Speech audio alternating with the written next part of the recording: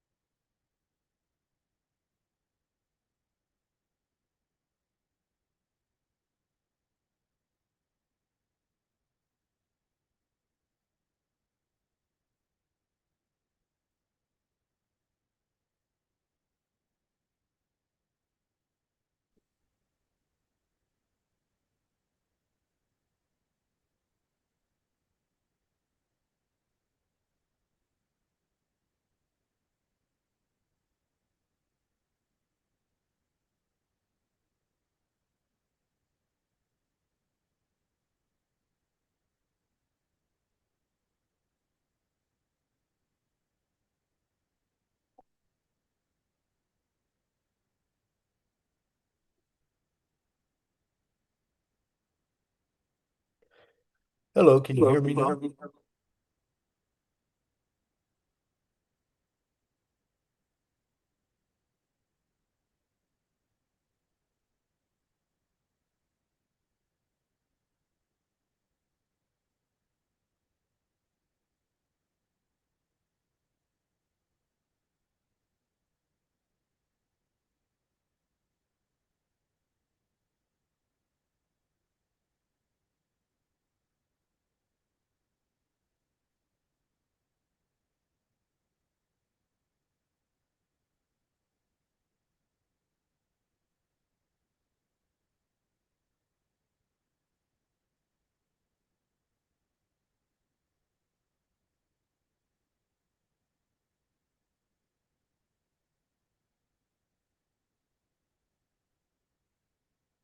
I've checked my Check. microphone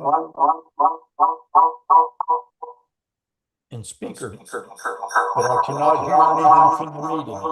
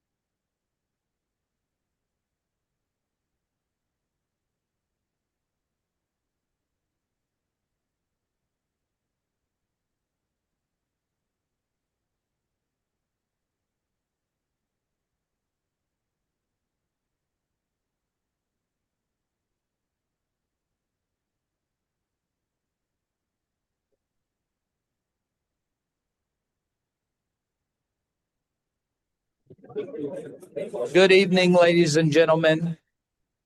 Are we good, Lenny? Okay. Good evening, ladies and gentlemen. Glad to have everyone with us tonight. I'll go ahead and call our regular scheduled town council meeting for the month of April to order. And before turning it over to Councilman Mack for the invocation and pledge, I think I have a motion coming to reorder our agenda.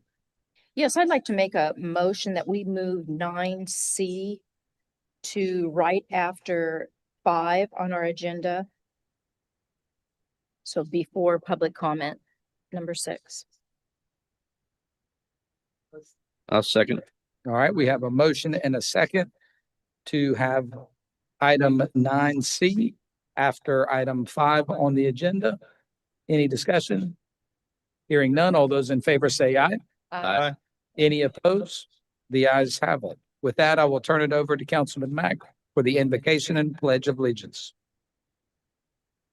Let us pray. The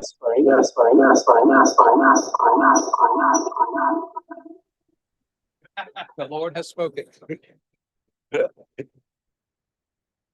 Heavenly Father, once again, we come giving you thanks and praises for another day. Father, we ask that you continue to remember our beautiful town and you continue to strengthen us one by one. We ask that you continue to remember our mayor in a special way, that he will lead us in the way that you would like him to, the way that you would want him to lead us.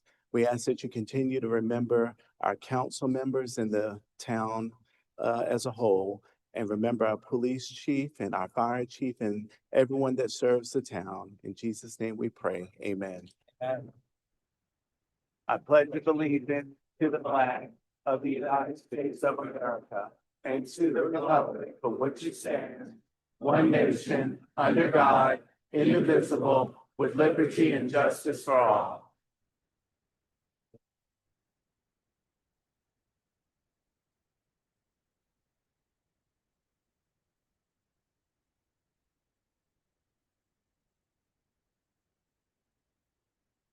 Mr. Beal, you please join me, sir.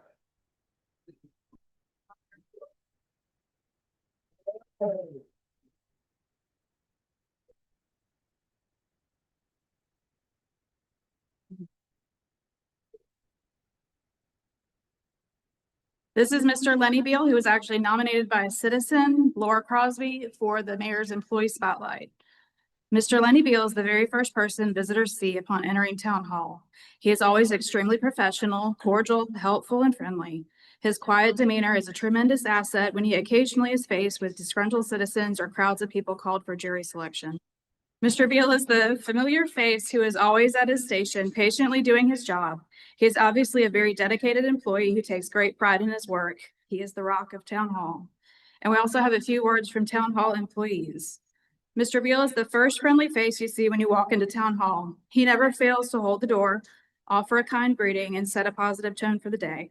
We truly couldn't ask for a better security guard, and on the rare days he's out, his presence is deeply missed. I've always said that nobody is happy when they are out going to court. They either have a ticket, got arrested, or are on jury duty. Mr. Beal has the calm demeanor to deal with people who may not be having their best day. We appreciate his dedication in serving our citizens and employees. Mr. Beal is always quick to jump up and open the door when he sees someone approaching that needs assistance. As the first face I often see at Town Hall, his warm welcome and genuine kindness are noticed and appreciated. Mr. Beal is respectful and pleasant to all who enter the building. He is never grumpy. He takes his job very seriously. He is always looking out for us, even if it is walking us to our car or notifying us of a situation outside of the building. Congratulations, Mr. Beal.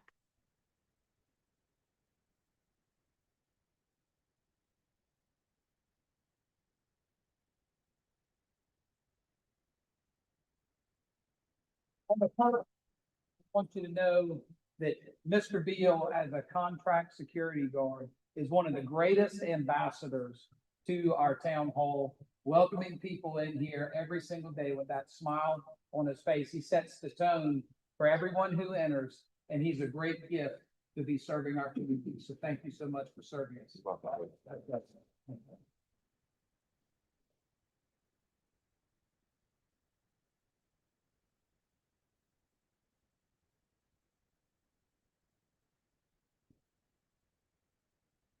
Front and center, ma'am. Thank you. Yes. And the chief. And I can slide back. Y'all can squeeze in front if you wish.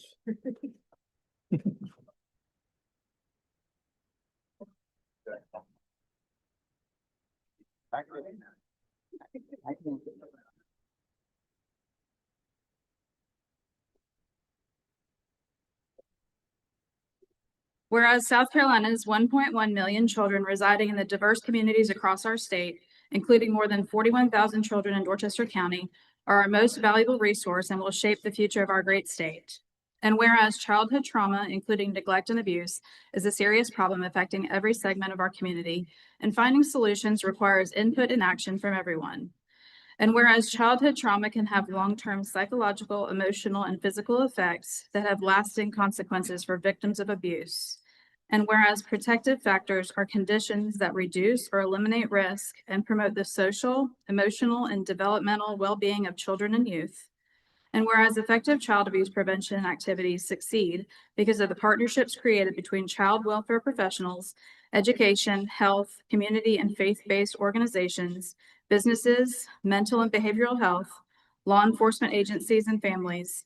And whereas we acknowledge that we must work together as a community in partnership to build awareness about child abuse and neglect and continue to promote the social and emotional well-being of children, youth, and families in a safe, stable, and nurturing environment. Now therefore, Mayor Russ Touchberry and the Somerville Town Council hereby proclaim April 2026 as Child Abuse Prevention Month.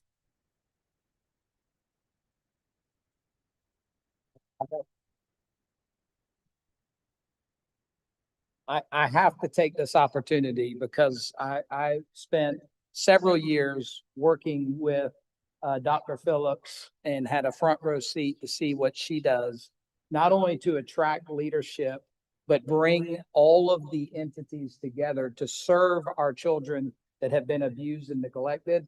I wish we didn't need to have a center like this, but I'm so thankful that we have the best center for our abused and neglected children. And we're only as good as our citizens, and they help our future leaders be their best selves. So keep up the great work. We're grateful for you guys. Thank you Thank so you, Mayor. much. I'd just like to thank the town of Somerville for your partnership. Always been very supportive and we are very appreciative. But we couldn't do anything. We helped so many children and we couldn't do any of that without the people standing up here. The Solicitor's Office and Chief Wright, Somerville PD, and Dorchester County Sheriff's Department, and our board directors and our staff attorney, who's also a House representative, helps us on the state level as well. And our board members who are up here, and I hope I didn't leave anybody out there. I did, Christy Bear, oh my God. The DSS director, whom they all do such a great job in helping children get a permanent solution and healing and moving forward with their lives. So thank y'all so much. We Yeah. appreciate it. Thank you.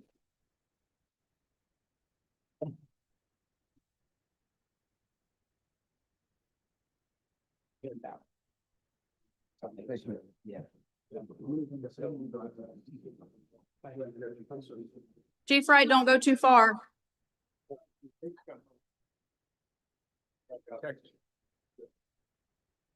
I can have Chaplain Rich Robinson to the front.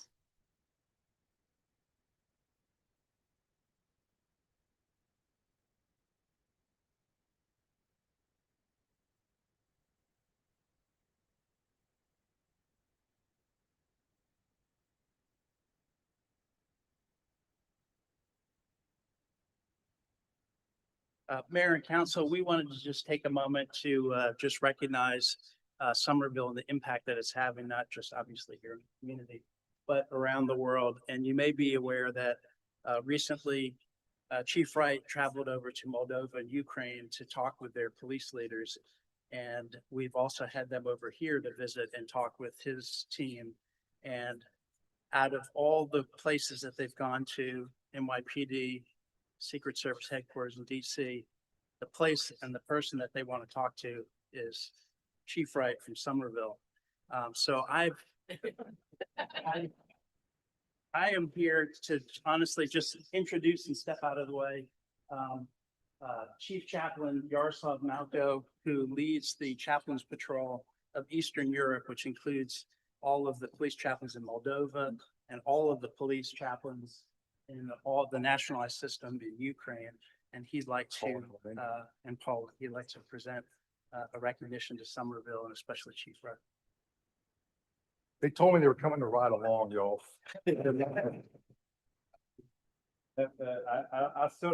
Translate me. И, во-первых, я хочу поблагодарить за приглашение. First of all, we want to thank you for the invitation. И для меня большая честь видеть таких уважаемых людей в этом городе Саммервилл. For us, it's a big honor to see such nice and respected people of Somerville.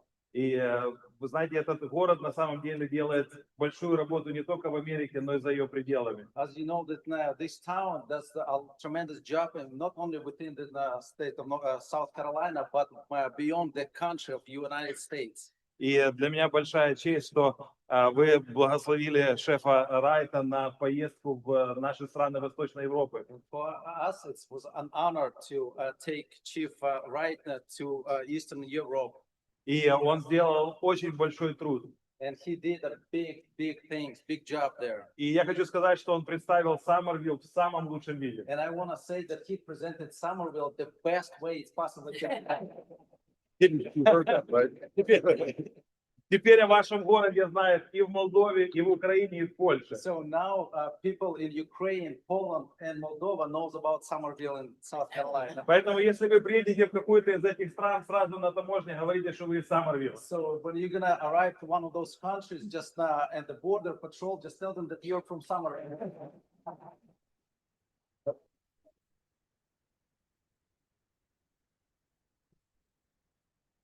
Большую благодарность и признательность мне бы хотелось передать эту почетную благодарность для шефа And полиции as a recognition, we want to present this placard to Chief Wright, и сказать большое спасибо за ваше служение. what you did for your ministry. Thank you so much. И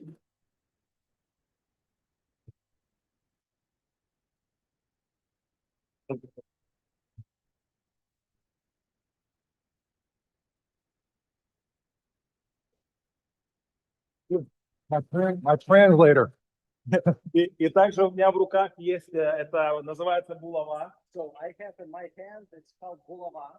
Это символ власти в Украине. It's a symbol of the authority in Ukraine. И когда президент принимает в Украине присягу, So when the president being sworn in to the office, он держит свою булаву в руках. holds this as a sign of authority in his hand. Поэтому мы хотим передать этот символ власти, авторитета для руководства города. Present this symbol of the authority and power for the people that rules this city. Поэтому спасибо вам. Thank you.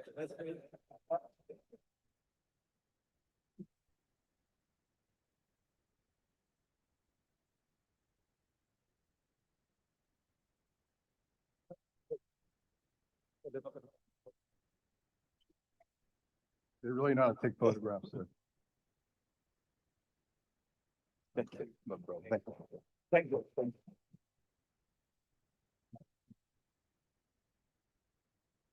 Thank you.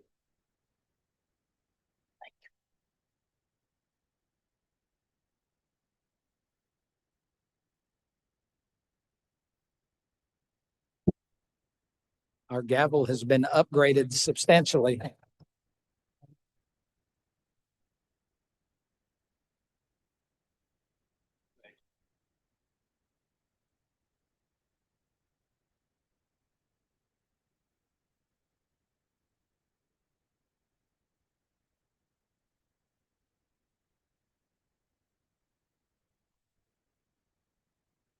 Next, we have approval of minutes. Mr. Mayor, I move for approval of items A, B, C, D, and E.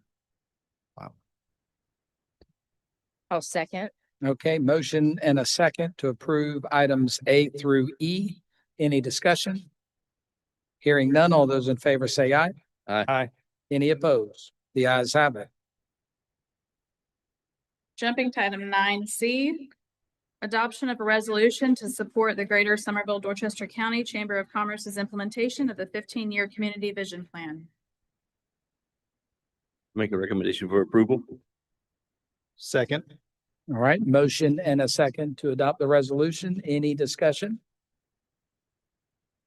I just want to add special thanks to our partners with the Chamber of Commerce and Dorchester County. I see Chairman Chinnis there who worked on this vision plan, and many members from this community as well participated, and we're grateful for that. It really sets the expectations of our citizens for what decisions we make, and it's going to be utilized by all of us moving forward in order to propel us toward our 200th birthday in 2047, leaving a better place, a better quality of life for those who come after us. With no other discussion, all those in favor say aye. Aye. Any opposed? The ayes have it. Before public comment, I know there are some folks who are on hold. If you do not want to stay here, feel free to leave, all of those early arrivers. But you're welcome to stay as well as public comment comes in. And Ms. Beth, I'm going to kind of restate how we're handling written comments. We have a new internal policy for how we handle emailed and written comments. The clerk will read the name of those who have sent those in, and she has sent all of those to the council members, so we have received those. She will not read those in the record. However, they will be included in the meeting minutes so that they will be tracked that way. That way, we're respectful of everybody's time. Another encouragement I would give you is if you're speaking with a group and you have very similar sentiments, feel free to make your statement or select a leader to do your talking. And then at the end of the leader's time, you may recognize the people who support you. We really don't want to hear cheers or boos, but for the people who support you, you can raise your hand. That's a good way to indicate kind of how many people feel the same way, and we can save some folks time. And if you've been here before, you know the 3-minute time is kept very strict, so we're fair to all parties. Did I miss anything, Madam Clerk? No, sir. All right. All right, with that, I will go over the written public comments. Jim Healy from East Richardson Avenue against the rezoning of 115 South Magnolia, and that has been sent to council and will be included in the record. Jacqueline Tolucci is in favor of rezoning the 115 South Magnolia. That has been sent to council and will be included in the record. Lassie and Steve Murray from Gum Street are against the rezoning of 115 South Magnolia. That has been sent to council and will be included in the record. Lauren Sheldon is in favor of rezoning 115 South Magnolia, sent to council and will be included in the record. Elizabeth Donahoe of South Laurel Street opposed to the rezoning of 115 South Magnolia. That has been sent to council and will be in the record. Kathleen Ryle and Rick Frondorf of South Magnolia opposed to the rezoning of 115 South Magnolia. That has been sent to council and will be included in the record. Cheryl Nichols of Laurel and West 2nd South Street in favor of 4-way stop signs on West Richardson Avenue. That has been sent to council and will be included in the record. Judith Leslie of South Hickory Street is in favor of 4-way stops on Richardson Avenue. That has been sent to council and will be included in the record. And Randy Sadler is against the rezoning and annexation of the Newington property. That has been sent to council and will be included in the record. And first for public comment is Larry Collette.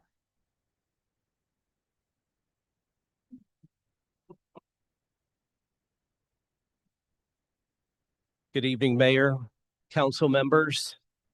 I want to take you back for a moment to last summer. Many of us stood right here in this room, homeowners, families, neighbors, friends, concerned about the future of our community. We weren't here out of convenience. We were here because we care deeply about where we live, about our children, and about preserving the integrity of Newington Plantation. We came before you asking for one thing, to protect our neighborhood from a zoning change to multifamily residential. And to your credit, you listened. You listened to both sides. You asked questions. You weighed the impact, and ultimately you made a decision. You voted no to MFR zoning. That decision meant something to us. It told us that our voices mattered. It told us that thoughtful leadership was guiding this town. And most importantly, it built trust. Trust that you, as our elected officials, would make decisions in the best interest of the community, not just for today, but for the long-term future of Somerville. Now, here we are again. Same property, same neighborhood, same concerns. The only thing that has changed is the owner. And before I go any further, I want to be very clear about something. Newington Plantation fully supports Somerville Methodist Church building their new campus on this property at the corner of Loudon and King Charles Circle. We believe they can be great neighbors and we welcome them. However, we remain 100% opposed to the multifamily residential zoning designation being requested. The church is not the issue, the zoning is. And so I asked you to respectfully, what has changed that would justify a different decision? The traffic hasn't changed. The infrastructure hasn't changed. The character of our neighborhood certainly hasn't changed. Last summer, you made a decision based on those facts. And today, those facts remain the same. As residents, we trust you to lead.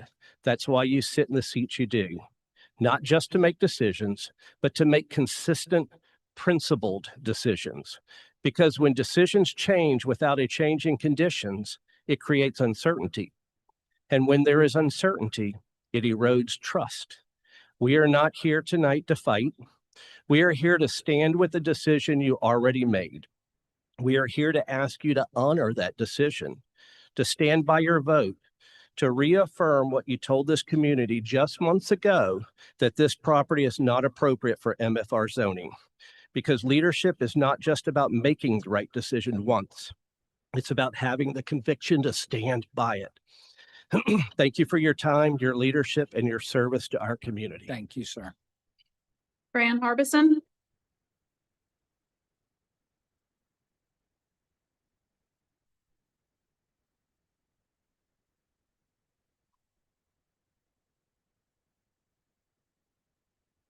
Similar issue. I am opposed to the rezoning of 115 South Magnolia from general residential to DMX, downtown mixed use. This is spot zoning. This should not even be considered. It's a bad idea that I feel like eventually you'll regret. This is a residential area that should stay residential. And I liked the first speaker's comment, consistent, principled decisions. Thank you.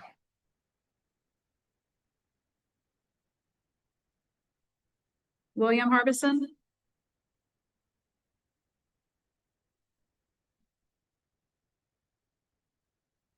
I too wanted to say that if we open this up, I have a piece of property and I have some friends with those pieces of property. Are you going to allow all of us to add 4, 5, and 6 cottages to rent out? Are you ready to destroy Somerville? And that's exactly what you will be doing. Kevin Carroll.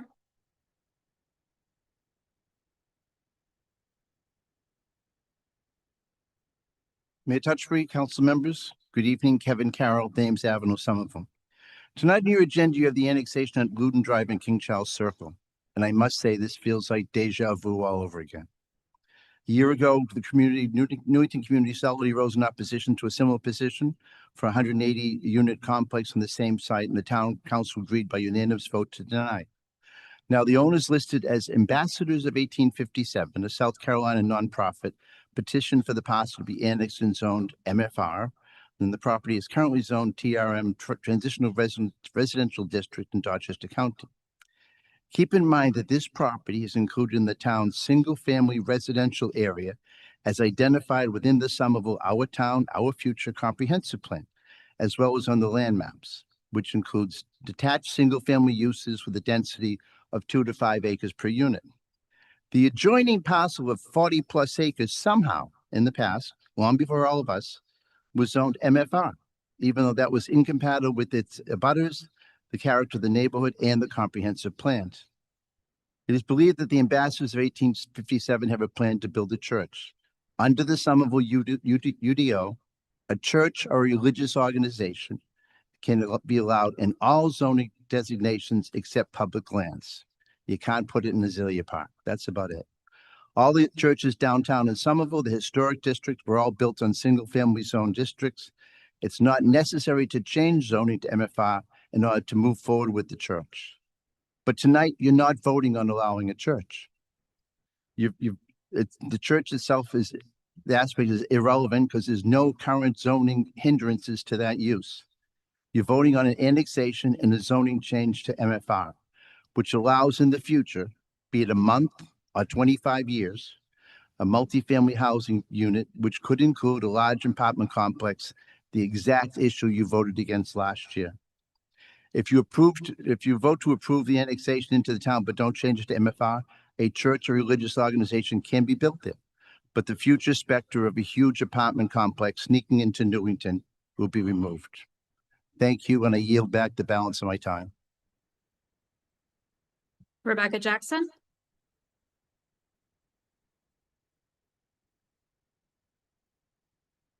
Don't do this very often. So, Mayor, Council, I'm Rebecca Jackson, and I'm Secretary of the Church Leadership Team at Somerville Methodist Church. And I speak for our leadership team and for the members of our congregation. My family moved to Somerville in 1982, and we spent 20 wonderful years living at 119 Boone Drive in Newington Plantation. And I had the privilege of teaching in Dorchester District 2 for 35 years. And I'm proud of my students, Dexter Mack and Beth Meservey, that I see here today. But most of all, my sons went to Newington and Flowertown elementary schools. This community is personal to me. It's where I've established relationships, friends, and the people I care most about live here.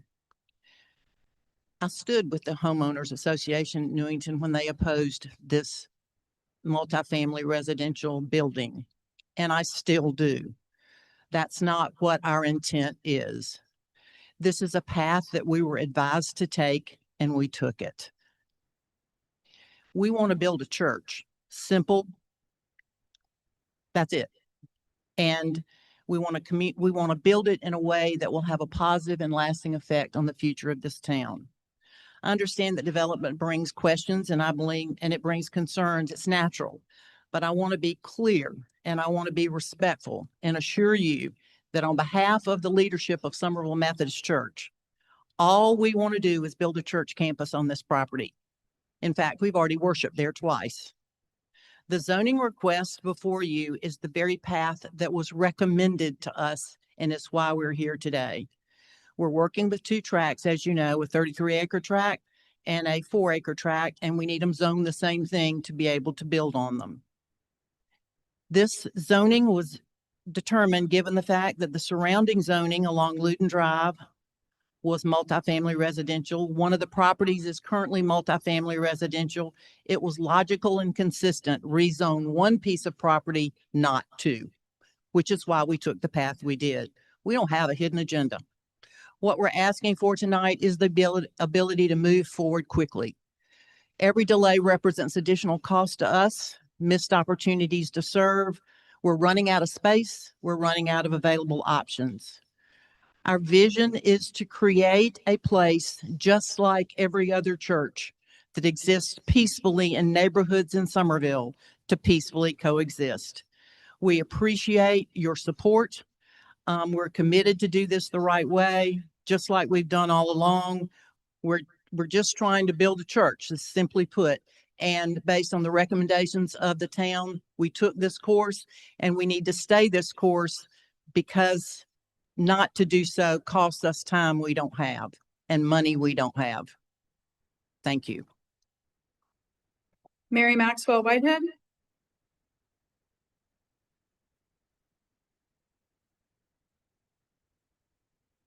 Mr. Mayor and members of Town Council, thank you for allowing me to speak on behalf of the children and youth at Somerville Methodist Church.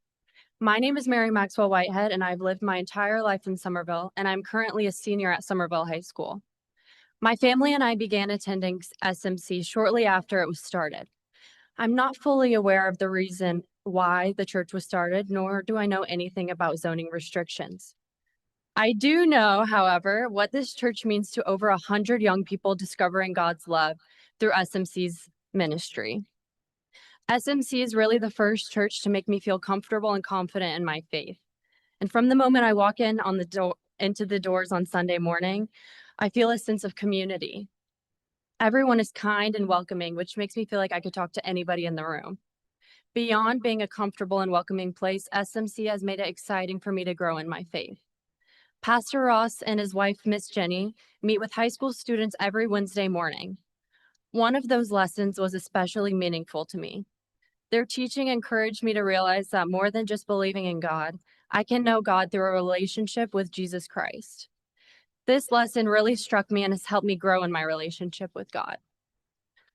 SMC has not only encouraged my relationship with God or the young people. The church is full of hundreds of people of different ages, and I do believe SMC will continue to encourage even more people to grow in their faith. Our children and the youth have been able to find places to hold its gathering. Our children's ministry uses local parks and the Myler Pavilion for special events. As I mentioned, Pastor Ross and Miss Jenny meet with me and about 25 other high school students every Wednesday morning at Chick-fil-A. And while I work on Sunday evenings, our youth group gathers on Sunday nights at Pastor Ross and Miss Jenny's house. Regularly, more than 50 kids come on Sunday nights, so their house gets extremely cramped, but we are excited for our new building that will have a place for children and youth's ministry. While I am graduating this year, I intend to stay in Somerville. SMC will remain a part of my life as a young adult.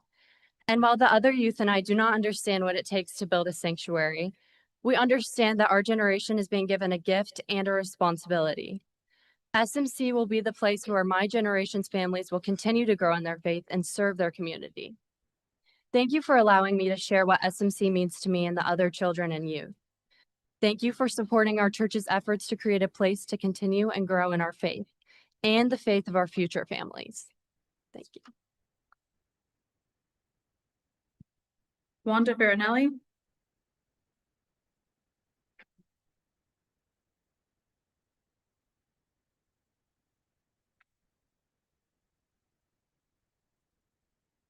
Good evening. My name's Wanda Carter Farinelli, and I was born and raised here in Somerville, South Carolina.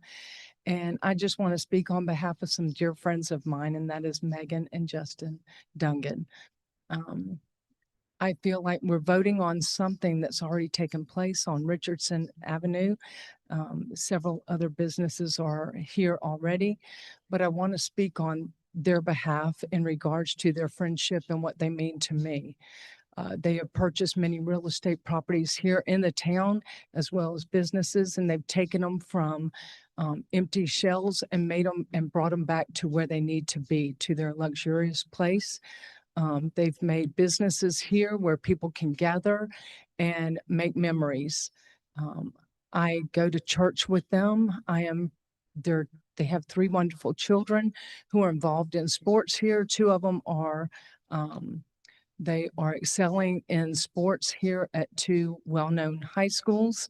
And I just want to say that because of my friendship with them, they have made me a better person. And I'm just grateful that they are a part of our community. They have made Somerville a growing community as we want to be. And God is good. And I'm just thankful to see what God has in store for Somerville. Thank you so much for this time. Debbie Tomczyk.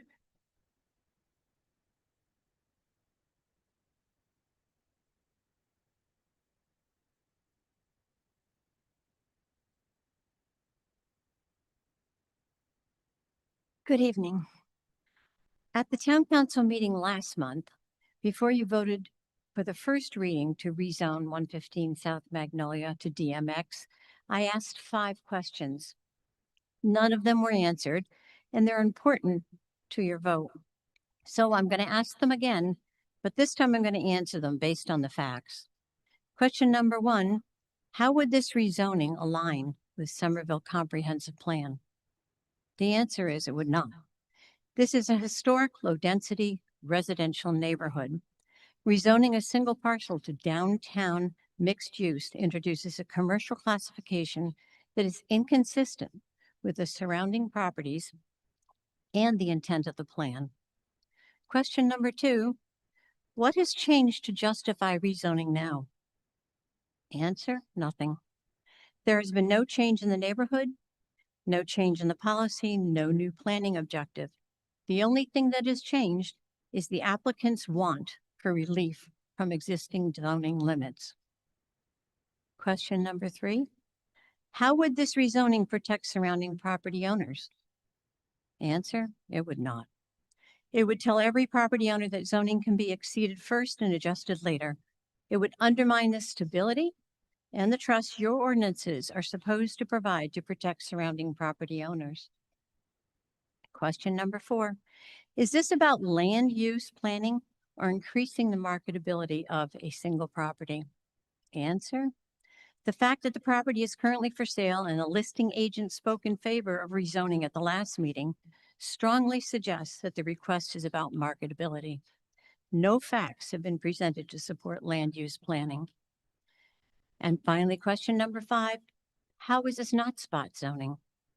Answer, it meets the definition. It singles out one parcel for classification different from the surrounding properties, primarily for the benefit of the owner with potential harm to neighbors.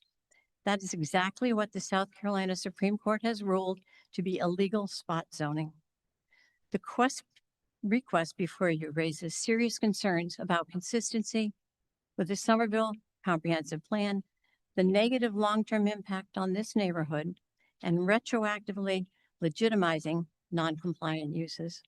If these 5 questions cannot be answered in a way that supports this rezoning, your vote tonight is clearly to deny. Thank you. Zachary Hamilton.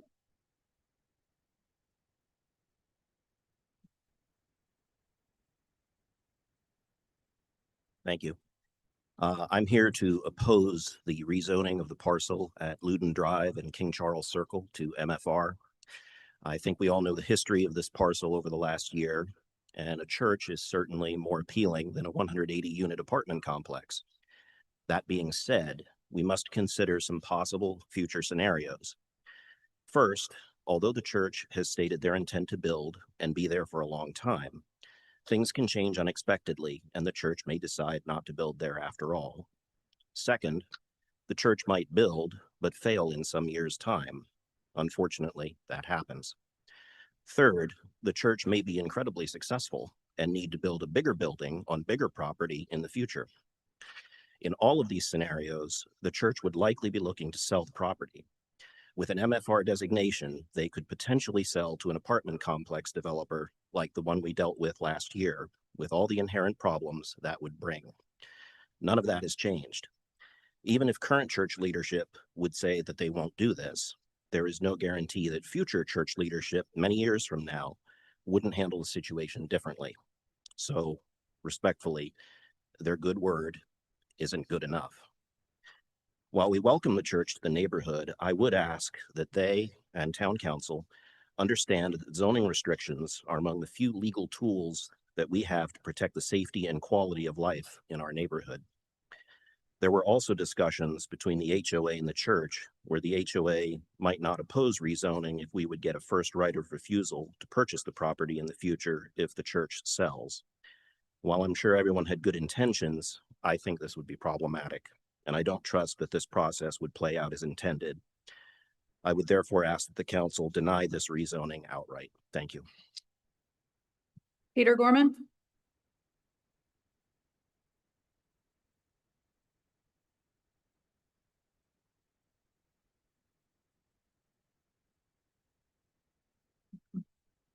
Good evening, Mayor, council members.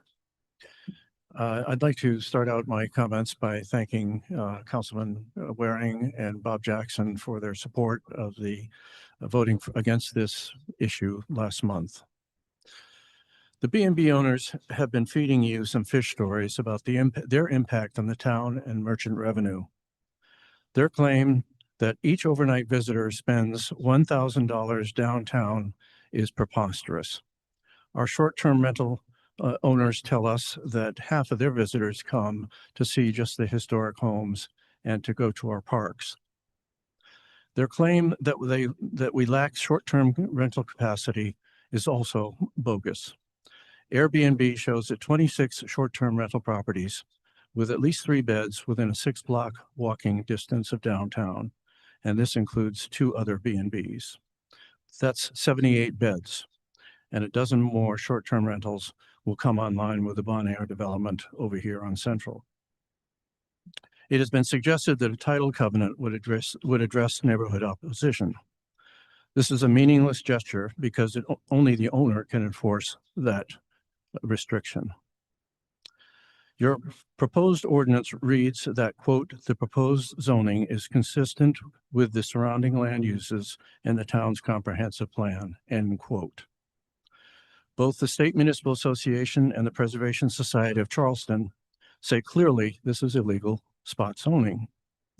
If approved, it will violate state Supreme Court case law and our own comprehensive plan. State law requires zoning to be consistent with our comprehensive plan.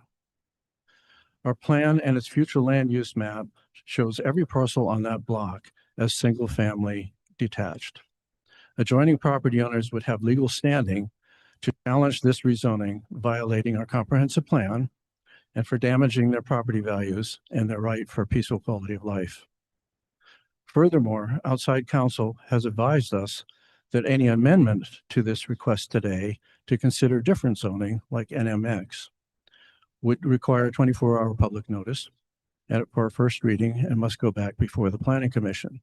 The Planning Commission has already denied this rezoning twice. To conclude, there's no legal justification to rezone 115 South Magnolia. Granting a commercial rezoning to solve compliance problems the owners have created for themselves tells every property owner in town that the way around zoning compliance is to apply for rezoning. Your approval of this request will be seen as an illegal effort to reward the Dungans for their illegal behavior. I ask that your no vote tonight. Thank you. Mike Streckert.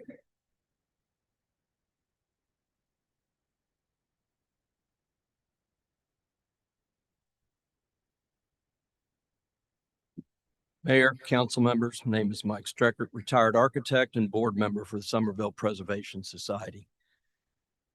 I'm here to speak to you about the rezoning request for 115 South Magnolia within the historic district. Once again, we have an issue where the town citizens board has made a recommendation for denial, yet the council is ignoring them and moving forward what seems to be their own agenda, thereby negating their validity. Under the current zoning, the property requires 1 parking space for each guest room. The real estate listing for this property currently claims there are 9 bedrooms. DMX has no parking requirement. DMX has no maximum lot coverage requirements, no front or side yard setback requirements, and a multitude of other uses. There's been some discussion about attaching a deed restriction that stipulates the property stay bed and breakfast. The UDO only defines 2 types of bed and breakfast, and both carry the owner residency requirement. Last month, Councilman Jackson voted against this, wisely recognizing the precedent it would set. There is little doubt that the request before you amounts to spot zoning, which is illegal practice of rezoning a small parcel of land for a use inconsistent with the surrounding area and the community's comprehensive plan, usually to benefit a specific owner. As you know, the South Carolina Supreme Court banned this process in 1963. The ordinance before you states the zoning is consistent with surrounding land use.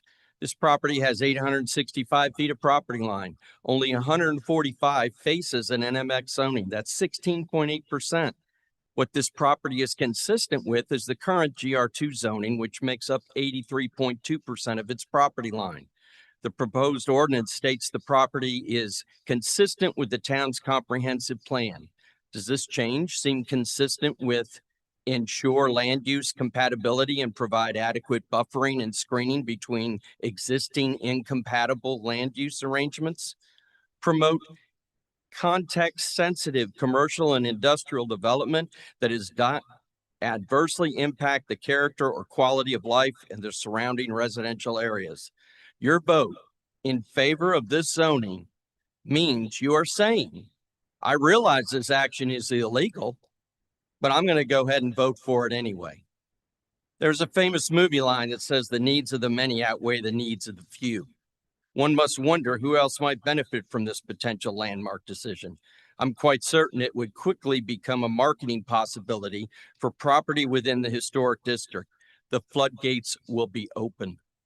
Integrity is doing the right thing when no one is looking.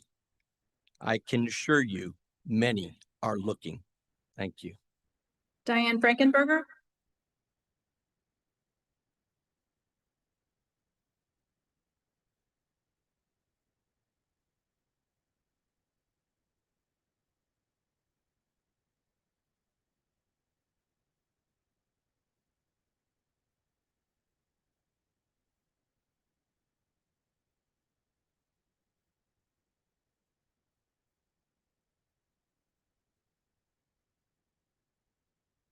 Good evening, everybody. This is a little bit disjointed, but it'll do. A community sets its stand. I was here last month and spoke on this matter, but at the time I said I was not in favor of a zoning change, and that has not happened. But I have some other thoughts I would like to share. A community sets its standards, and that includes about zoning or rezoning. Survival does not depend solely on smarts or strength as it does on adaptability. A town is no different. Over the years, as both a resident and business owner, I have seen Somerville adapt to change. Subdivisions, closure of longtime businesses, and by that I mean the post office, the Coca-Cola company, big box stores, COVID even. But through all of it, through all of the changes, there has always remained a sense of place, and there still is. The downtown I see is vibrant. Some have said it's not, but Jeffrey Roberts would not be building what he's building if there was a danger of anything bad happening in this town. It's an investment. The downtown I see is vibrant with an assortment of businesses. I happen to own one.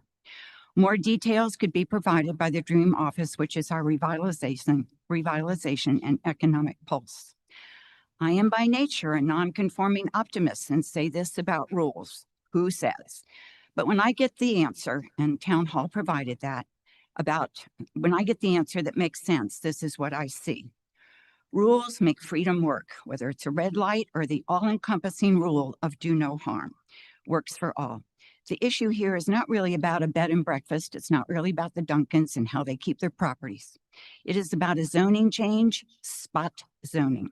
And that, if approved, will do harm, and the result will be a loss of place. I always say amen afterwards because it means so be it. And so that's what I'm saying tonight. Amen. Frank Tomczyk.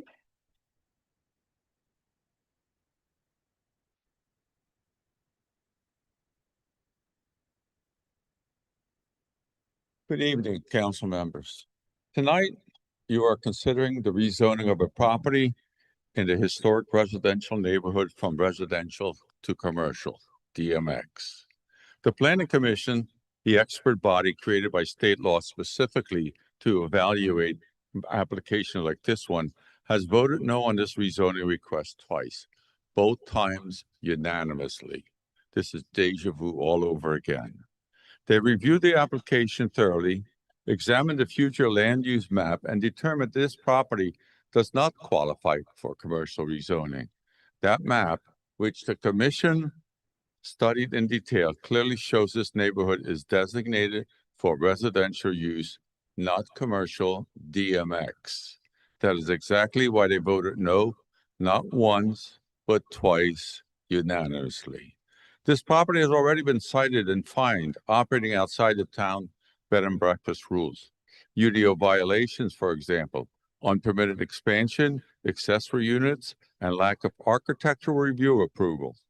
The owners now are asking to rezone the property so that they can legitimize their unpermitted expansion and increase the property value for resale. Granting commercial rezoning to fix an owner's non-compliance or for private financial gain sends the wrong message to every property owner in this town. It tells people they can ignore the rules, operate illegally, and then ask the town council to rewrite the rules to reward them. It creates a dangerous precedent that undermines the entire zoning process and defies the South Carolina Supreme Court ruling, which has prohibited spot zoning. The future land use map is not a suggestion. It is the guiding document on how our community should grow. The Planning Commission followed that map and a comprehensive plan. They did their job with integrity. Now, Town Council, it is your turn. Uphold the integrity of the planning process and the Somerville Comprehensive Plan.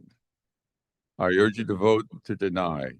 Vote no on this rezoning application to DMX, just as the Planning Commission did twice, and for the very same and sound legal reasons. Thank you. Shannon Sutton.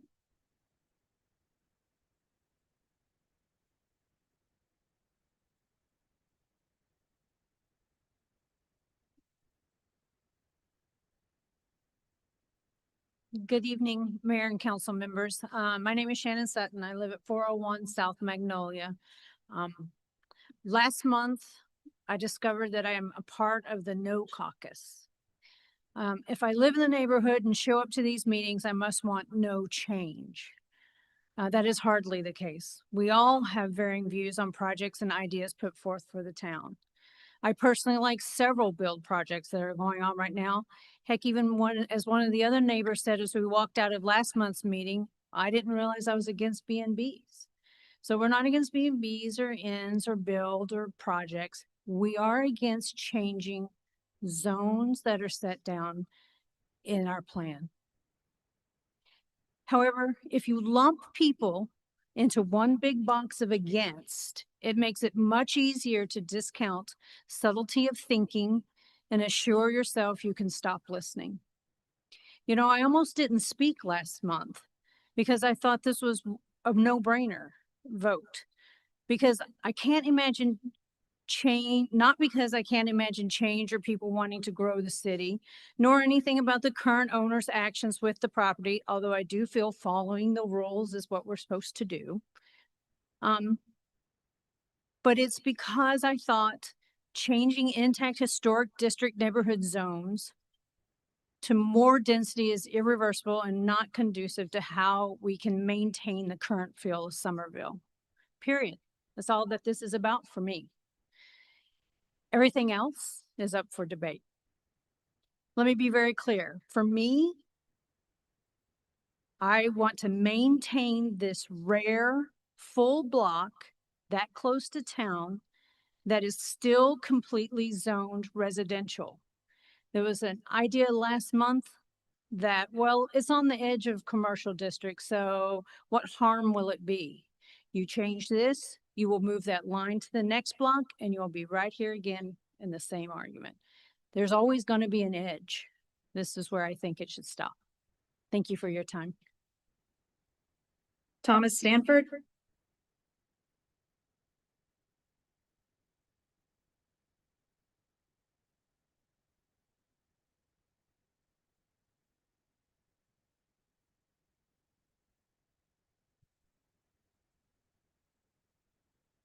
Good evening, Mayor, Mr. Mayor, and Town Council.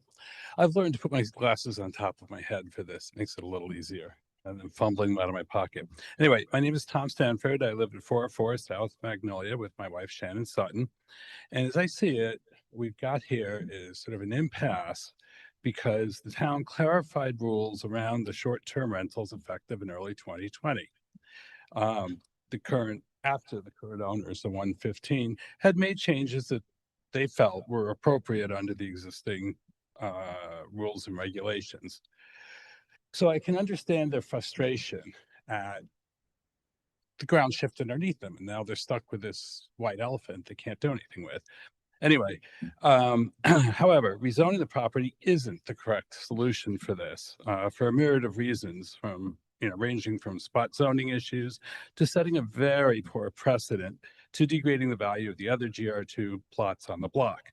The domino effect is of precedent setting has already started because there's another rezoning request, I believe, for 103.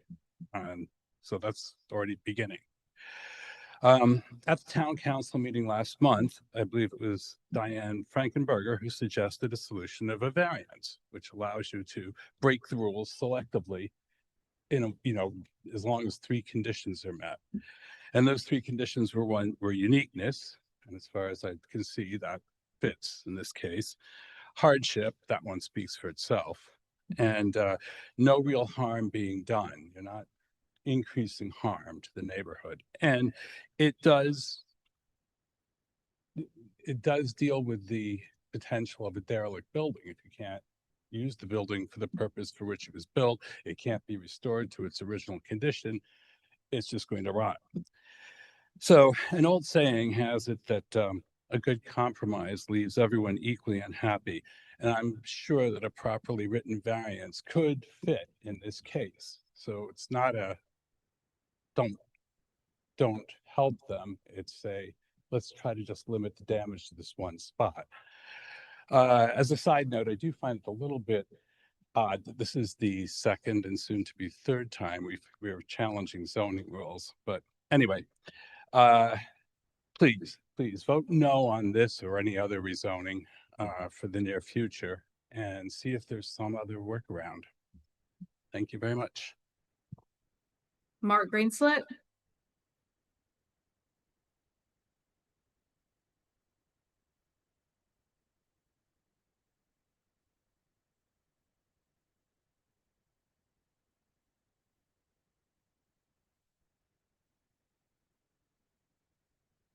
Good evening, town council members.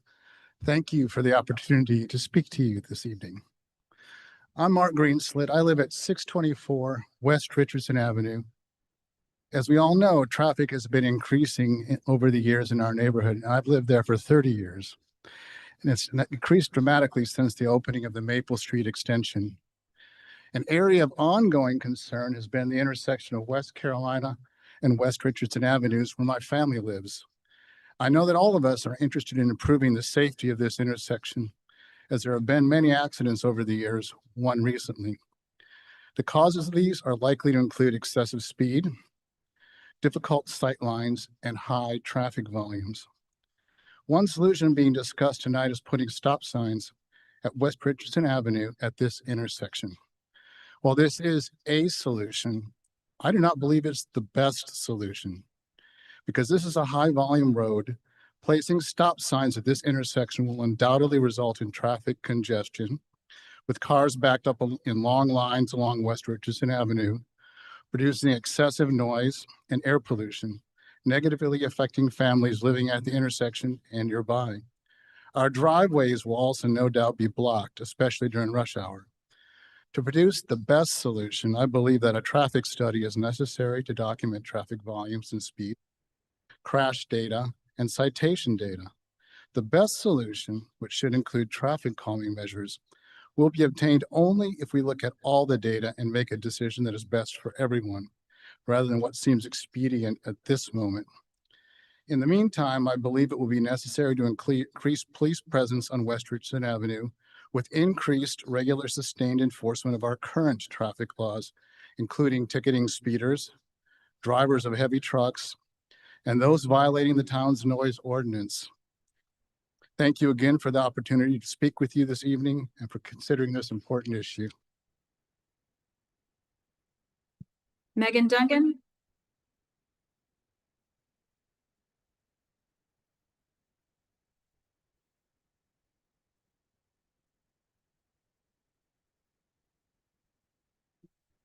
Hi, my name is Megan Duncan, and when we bought Magnolia, the ordinance allowed up to 5 units with a bed and breakfast permit, and there was no specific percentage of ownership requirements. We started with 3 units with the understanding that we could get up to 5 units that were allowed with our permit as the demand grew and that we were financially ready to expand. That approach was confirmed in multiple meetings before and after the purchase of Magnolia. Since then, the UDO has changed that. The town staff told us that we were capped at 3 units permanently and that we were required to have our one specific innkeeper live there on site indefinitely. That's been difficult to navigate as a small business. It's hard to understand how any business owner is supposed to operate when your whole business depends on one specific employee being there forever. That's just not realistic. On top of that, we have had neighbors come up here and make statements about us and our property that just aren't true. One neighbor stood up here and said that we were delinquent on taxes. He said it so confidently, I questioned myself, did we don't pay our taxes? But the reality is that we simply chose not to pay early, which we're allowed to do, and it's very different from being delinquent. Another neighbor last month claimed that we gutted Magnolia and removed every kitchen, and that is simply not true. She even suggested that you visit our listing for yourself and see that we had gutted all the kitchens. Truth, we have 3 kitchens in that house, and the reality is one of them, or all of them, are original. The main house still has its sink with the vintage built-in dry racks. There's also a full kitchen in the cottage and another one upstairs in the apartment. I brought photos for y'all to see. I know this sounds silly to stand up here and talk about kitchens and delinquent taxes, but my point is if people will stand up here and lie about small things on public record, it makes me wonder, what else are they over-exaggerating or misrepresenting? We've been open to compromise, which I'm glad that he said, we are here because somebody suggested that we be here for rezoning. The other side has not been open to compromise. There are plenty of visitors here in Somerville for all of us to succeed in the bed and breakfast part. We believe in fair competition and we believe in reasonable town growth. And that's all that we're asking for, is to help us compromise so we all can live okay. So thank you. Do you all want these? Can I pass these? Justin Duncan.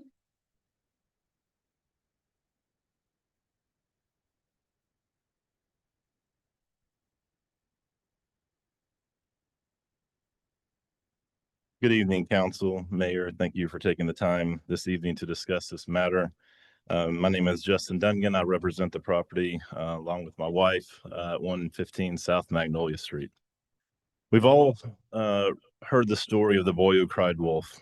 It's a cautionary tale of someone who goes around town.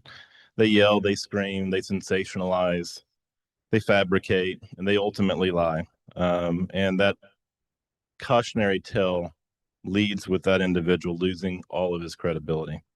Ultimately, our community has been the subject of a similar behavior for far too long. To date, the opposition for what we're asking for has publicly stated that those visiting the hardworking businesses downtown Somerville should stay at the Hamilton or go to the hotels by the interstate. Also, residents at 207 East Richardson have stated as of last month that they oppose our operation because it takes business away from their backyard cottage. This cottage, by the way, was unpermitted for many, many years. That same neighbor states that last month that while they oppose the zoning changes we're asking for, that they plan to also apply for zoning changes in the future. But it's a bad idea. These same individuals have harassed us constantly for 10 years, a small snippet of what you've dealt with over the past few weeks. They've yelled and screamed at my kids for playing catch in the driveway at 7 p.m. in the evening. They've even called a meeting with the chief of police because I trimmed the shrubs on my side of the property shorter than what they would like to see. This is all high school drama. I'm sorry to even bring that up. But any objective observer understands that the change that we are requesting is good for Somerville. It's good for all of Somerville. Our guests love staying in our spaces. We work hard to maintain a great guest experience. And those guests spend a lot of money in the neighboring businesses that they can walk to. The gentleman that spoke earlier was factually inaccurate. They have spent millions of dollars at the nearby businesses. We're asking for you not to cower to the bullies that cry wolf at every single council member or at every single council meeting. We're asking you to approve the zoning changes before you. We would even ask if you would like to consider an NMX zoning, a downgrade of a zoning. That's something you all have done before and you've approved. And NMX is right across the street and it's right behind our home. Those are precedents you've already set. By doing so, by approving, you will say that you believe in small businesses in Somerville, because these small businesses have given everything they can to the town that we love. Thank you. Thank you, Mr. Lemon. Christina Sini.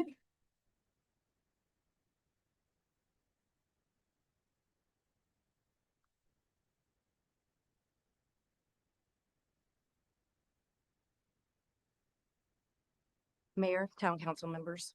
I'm Christina Sineth, and thank you for taking the time to look at the proposed language that I'm giving. I'm bringing this to you not as just a real estate agent, but as someone who has had a front row seat to what this property is, where it sits, and what it needs in order to survive. I also wanted to address the fairness argument directly because comments have been presented. Why would you reward people for not being in compliance with town zoning laws? Respectfully, that leaves an important part of the story out. Somerville adopted its UDO in 2019, and by early 2020 rollout, the town had formally tied NMX short-term rental use to owner occupancy. So this is not just a story about compliance. It is also a story about regulatory framework being formalized in a way that changed the ground beneath small operators. This shift seemed to have come in the shadow of neighbor opposition tied to this very property. Whether people agree or disagree with that history, the point is this. What had been functioning and successful was suddenly placed inside a much tighter structure, and that structure did not just affect one family, it affected other small business bed and breakfast owners in the town as well. So I do not believe this should be framed as simply rewarding noncompliance. I believe it should be viewed as correcting a narrow but very real hardship created by the way the 2019 UDO and the council of that time. Last month, we were here for a DMX zoning, as that was the only zoning possible for what this property needs. However, taking the direction of the town council from last month, an NMX is an option with a possible UDO change. This property is no longer a true standalone residential home in the way that people want to imagine it, as mentioned before. The location, the traffic, and the edge of downtown setting have all changed the reality. The market has already spoken to that. It has been a beautiful historic home, but it is not sitting in the middle of a quiet residential pocket. Properties across from it are already NMX. Nearby properties on the same block, including the crisis center, reflect this area is not purely residential. And importantly, this is not some oversized ask based on what has already been discussed publicly. This property would operate roughly half of the rental capacity of Bon Air Park that they are marketing as well. This is stricter zoning laws that we are even recommending. I would simply ask that the property be judged by what it truly is today, a historic asset on a mixed-use edge near downtown, and not to an old label that no longer fits the reality of the corridor around it. At the end of the day, this is about giving a historic property a future that matches its location, helps the town, respects the law, and lets the town of Somerville correct a tragic change that should have never happened in 2019. Thank you for your time and your consideration. Mark Bacher.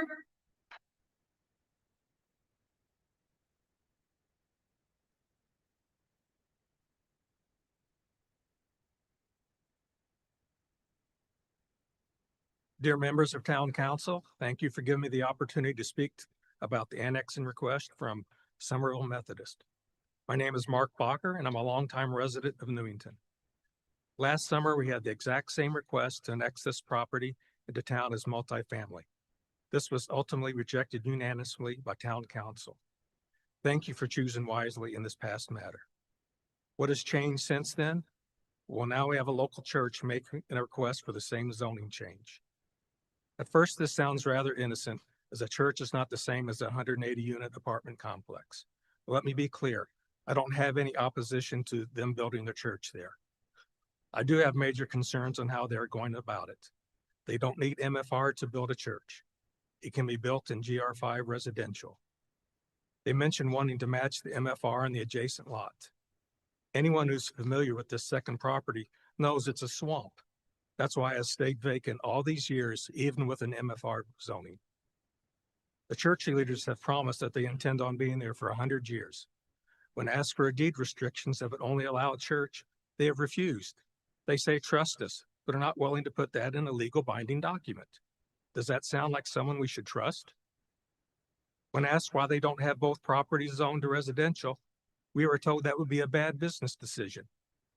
I don't understand how that's a bad business decision for a church that will be there for 100 years.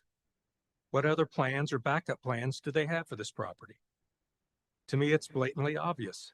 Somerville Methodist wants their cake and to eat it too. If their plans would change down the road, they could easily flip this property back to an apartment builder at a huge profit because the dirty work of getting the zoning change has already been done. There would be no recourse for the town or the neighborhood. Approving this zoning request would be a bad decision for our town. There are many other alternatives that allow them to build there without opening Pandora's box for future development projects. If anyone else in the audience agrees with this point, please raise your hands. Town Council, I ask that you please deny this request and thank you for your time. Birdie Crosby.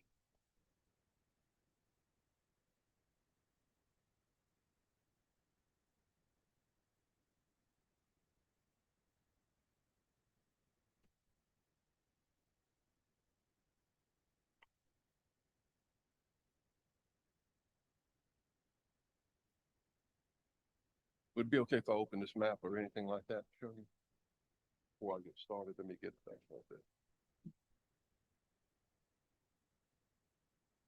All right.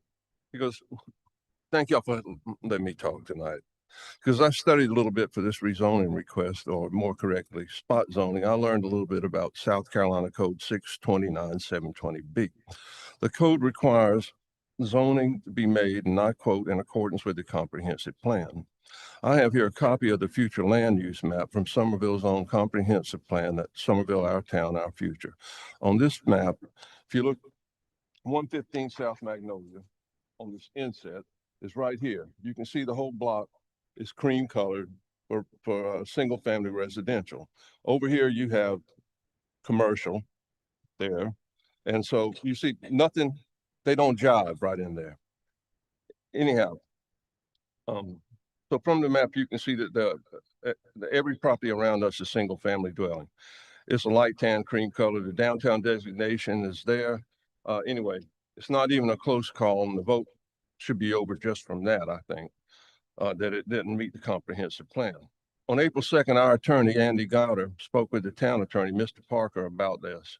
Mr. Gowder wrote that after their conversation that Mr. Parker agreed to check into whether the rezoning was consistent with the comprehensive plan.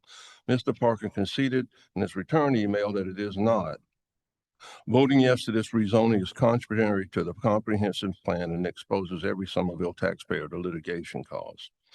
Before the Planning Commission, Mr. Duncan said that they were told that they could operate an inn with up to 5 rooms.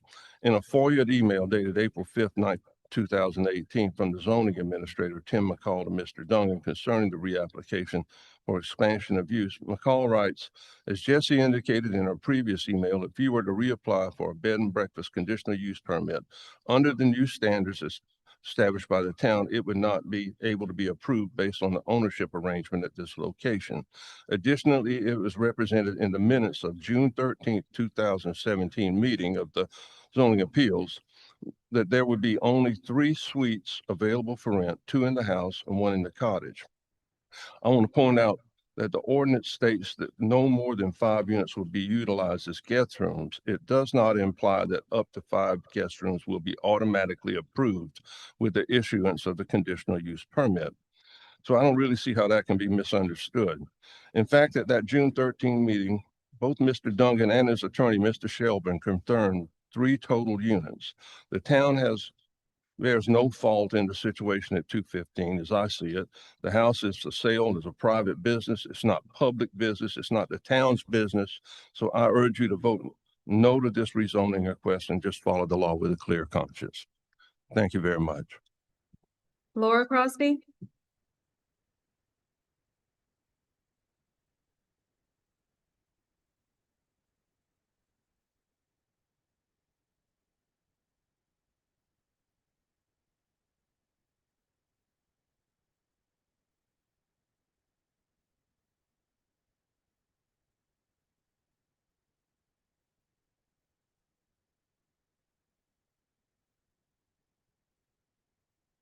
Good evening. Thank you for letting me speak. All I've heard about is the house, 115 South Magnolia. There's more on the property than the house. There is a cottage that is 5 foot from our back property line. Look at me. I'm 5 foot 1.5 inches. Take away the 1.5. This is the distance.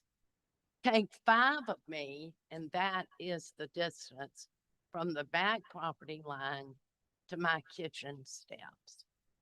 If a restaurant or other onerous business goes in under DMX, my husband and I are going to be harmed more than any other citizen in the town. And I'm sorry, I cannot get through this. So all I want to say is, why would you do that to us? Thank you. Seth Deitch,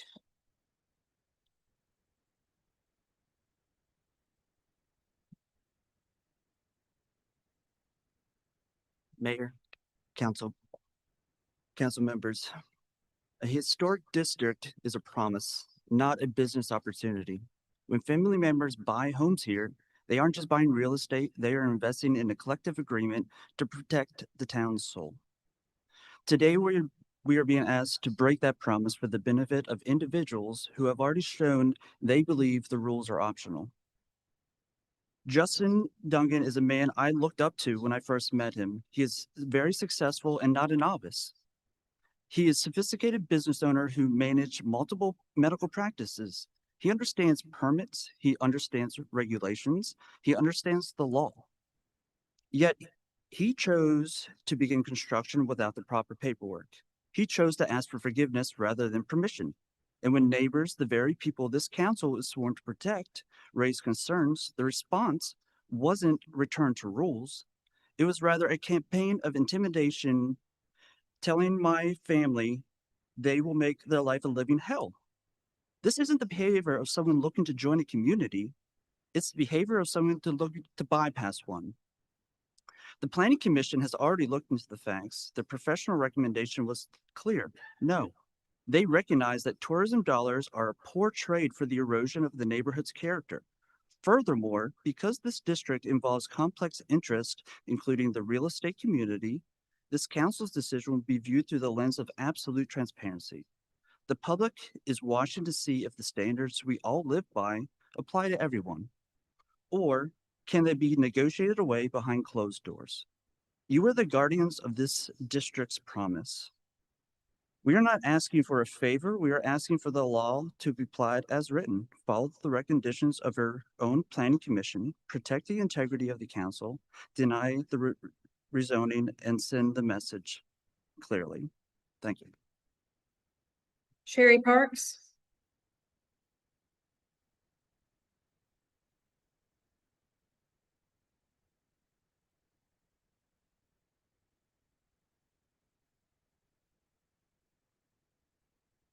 Good evening, Mr. Mayor, council members. My name is Sherry Parks, and thank you for the opportunity to speak. And my husband Virgil and I live at 69 King Charles Circle, the property directly adjacent to the church property in question. And I'm here to speak in opposition of the proposed zoning change to MFR. At previous meetings, there were clear questions raised and prior opposition to a similar request. One of the most important questions asked was why the zone change is necessary. When addressed by town staff, and I believe by a church representatives this evening, the answer given was not based on need within the community or the character of the area. It was to align with another property and potentially benefit financially or long terms. This is not land use justification. That is financial convenience. Zoning decisions should be based on what is appropriate for the land and the community, not private financial considerations. This change to MFR is not minor. It opens the door to density and use that is fundamentally different from what exists today, impacting traffic, infrastructure, and neighborhood character. If approved, it sets precedent that making similar changes easier. These decisions shape change, excuse me, shape what comes next, not just for this property, but for our broader community.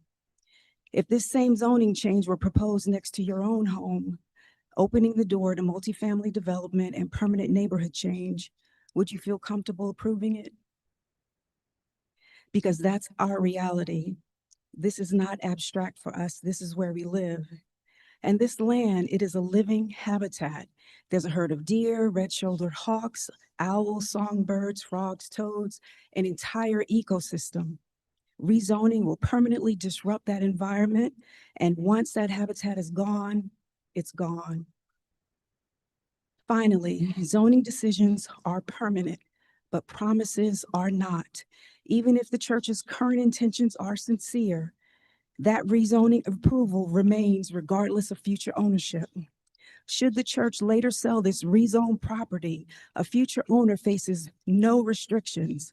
Permanent zoning based on temporary promises is poor policy. This decision must be based on what this rezoning would permit long-term, not on temporary assurances today. For these reasons, lack of valid land use justification, permanent community impact, loss of established habitat, permanent zoning based on temporary promises, I respectfully ask that you deny this rezoning request. Thank you for your time. Yaden Smith.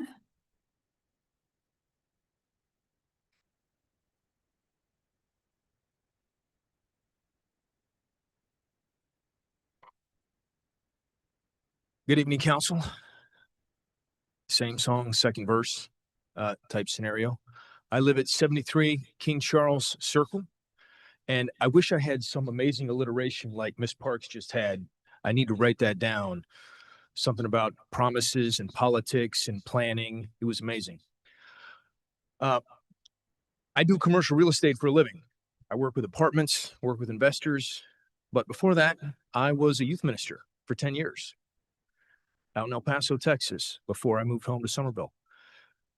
And as much as I love apartments, I was here last year talking about how no bueno to have 108 units back there.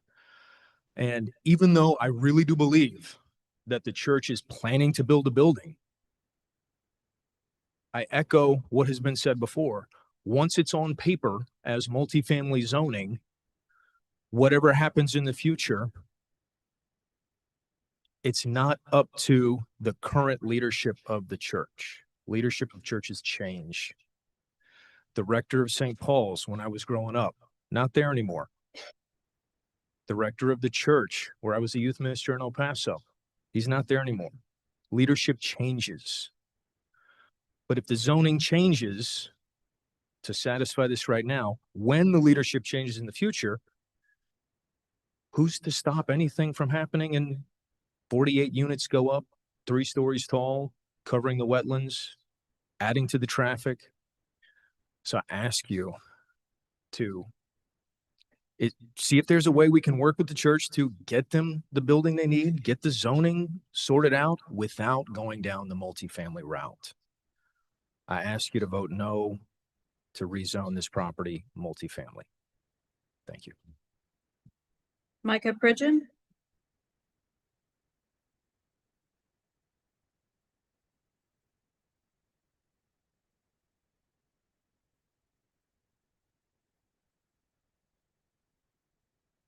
Thank you, Mayor and council members. I want to keep this short and sweet just because most everything's been said already. But I did want to talk about I gave my life to God in June 2018, June 7th, and I'm an avid member, active member at my church, Summerbrook. I'm not anti-church whatsoever. I believe in church, strong believer in Jesus Christ. I'm just concerned about what's going to happen in the future, like everybody else is concerned about that. I've been praying a lot about it, just trying to figure out what to do. And I was reminded of a speech our elders made at church one time, talking about if what we're hearing, is it God's word, God speaking to us, or is it our own minds with our own intentions? And he explained it a good way of saying, if you pray about it and it's God, then there's a peace in your heart and you can make the decision and know it's going to work out okay. But if it's not, and it's just your own intentions or your own wants, there's always anxiety. There's always an unsettled spirit. There's always an unsettled nature about it. And that's when you know if it's God speaking or yourself. As you can see with the hands being raised, there's a lot of unsettled people here about this situation. We've been down this road one time before. Here we are again.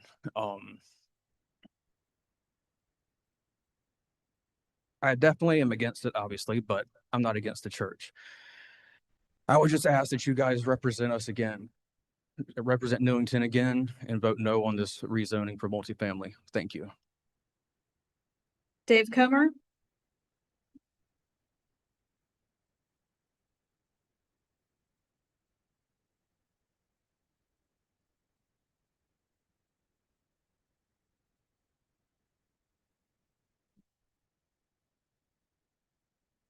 Council members, Mr. Mayor.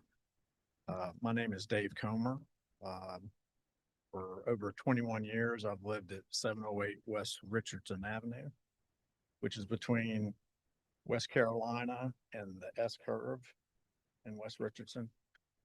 I'm here to discuss the item 10B on the agenda. I echo what Mark Greenslet said. I'm not necessarily in favor of four-way stops being added, but with the changes to our traffic patterns, with the updates at Maple Street and the 21 years that I've lived there, I've seen immense changes in the traffic pattern. And that does several things that I think are detrimental to our hometown feeling. Three things that I think the town needs to pay attention to, and we've been before the council before years past, is the speed. The current speed is 35. I think it should be lowered to 30 or even 25. And it should be enforced at what it is now, because it's currently not being enforced. I don't see police out there, and traffic is terrible. I'm a light sleeper, and I can't tell you how many wrecks in the middle of the night. I've been the first two, including the one on Friday. And so it's pretty bad. And I think the increase in traffic is only adding to that. So I think we need to do three things. We need to enforce the speed limits that we have. We need to enforce the noise ordinance, because traffic is starting to stack up at West Carolina in various places. And through trucks. Through trucks are one of the big ones. A sign was put up many years ago where Richardson veers off of 78 for no through trucks, and that's not been enforced. Our house is over 102 years old. When a dump truck drives by, every window in our house shakes. The mortar in our bricks sprinkles off. We have a retaining wall, so we're kind of floating as it is.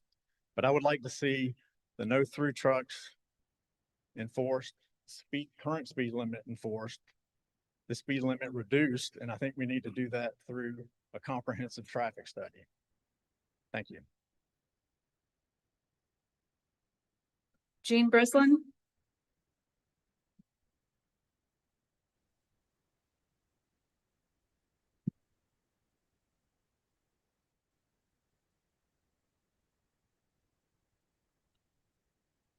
Mayor Touchberry, council members, thank you for having me tonight. My name is Gene Brizzle and I live at 209 King Charles Circle in Newington Plantation. I'm a civil structural engineer here in town. And I'm here in opposition to the annexation of the property along King Charles Circle as MFR. First of all and foremost, I think all of us in the neighborhood support the church. We believe in faith. All of us love, I think, faith-based organizations. All of the things the young lady said is true and great, and we don't have any opposition to that. But what we are concerned about is the possibilities of the future. We love our neighborhood. Sherwood Myler sold me my house 28 years ago, told me it was a great neighborhood, and he was right. It is a great neighborhood. It has sidewalks. We have a pool. We donated land to the town to give us a park. We have a great little community there. And I support both of those things, faith-based organizations in our community. The problem we have is if you look at the churches in town, they're all in G5R, right? Bethany United, the old church is in G5R. Was there a path for them to do G5R there? There is. They could ask for annexation of that property as G5R, and then the piece of property that's now mostly the wetlands and a little bit of highland can be rezoned GR5, excuse me, so that both of the properties would be GR5 and they could put them together and build their church. And we as a community would support that, right? So we're not in opposition to the church. What we're opposition to is what can happen, right? We're human, organizations change. I don't think the church ever intends to sell that property. What I'm concerned about is churches go, things happen, businesses go out of business. My church that I grew up in as a kid doesn't exist anymore. The bank gave them a loan, and that property is collateral. And if anything happens to that organization, guess who gets the property? The bank, with a sole profit motive to get their money back. So they're winning either way. They're either getting interest or they get the property, right? So the bank is the maker out here. The problem with our neighborhood is if it's zoned MFR, we have no recourse. We're stuck. There's nothing we can do in the future. So that's the huge risk for us, because there's no recourse. If it gets that way and something happens in their organization, not by their own fault, I don't think they intend to do anything nefarious, but things change and things happen. And if those happens, we end up in the worst case scenario. And that's what we're trying to avoid. So we'd ask you not to allow the annexation as MFR. If they do want to annex as G5R, we support that. Thank you very much for your time. Austin Abel.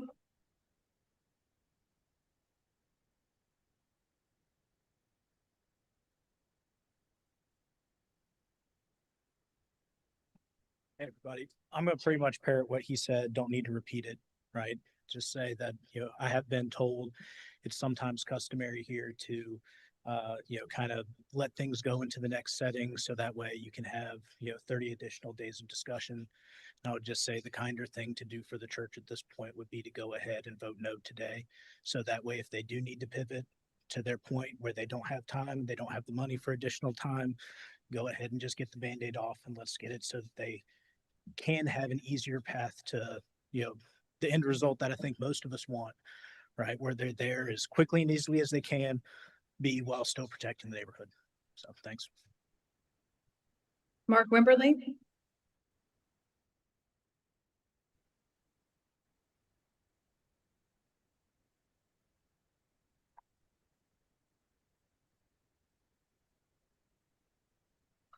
Good evening, Mayor, members of council. Thank you for your opportunity to speak with you tonight. My name is Mark Wimberly, and I represent the finance team, Somerville Methodist Church. I'm here on behalf of our church community to express our strong support, our clear demonstrated commitment to building a new church home here in Somerville. Our congregation has grown steadily and meaningfully. Today, we have over 400 active members. Just this past Easter, 540 people gathered for worship. That growth is not theoretical. It is happening now, and it reflects a real and immediate need for a permanent space to serve our congregation and this community. We are not here with a concept. We are here with a project that is prepared to move forward. We've already invested $425,000 for our loan down payment, In addition, we've committed $100,000 in soft costs, planning, pre-development, $141,000 to engage an experienced capital campaign consultant to guide our fundraising process. We've completed phase 1 site plans. We are positioned to move directly into the next stages of development. At the same time, we are prepared to formally launch our capital campaign backed by professional guidance and a strong engaged membership base. These steps reflect more than preparation. They reflect execution. We have taken deliberate, tangible actions to ensure this project is viable, responsible, and ready to proceed. Our intent is clear. We are committed to building a church. We have the leadership, the planning, the financial groundwork already in place to move forward without delay. Our vision is to establish a permanent church home that will serve not only our members, but the broader Somerville community, a place for worship, fellowship, outreach, and support for families. We respectfully ask for your support as we move into the next phase. We stand ready to proceed and are committed to seeing the project through. Thank you for your time, your consideration, and your service to our community. John DeBose.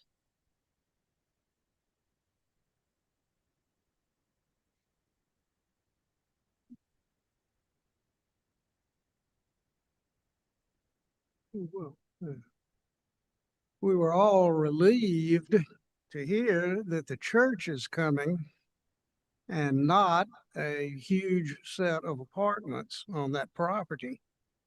I haven't heard a single person make any sort of a negative comment about a church being built there.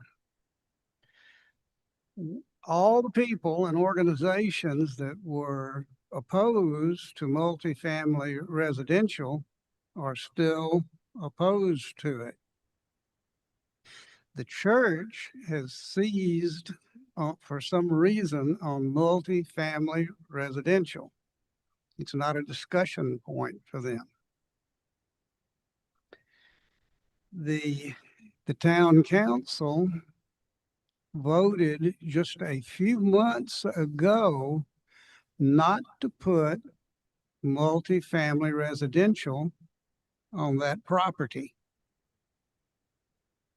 Why would you do it now?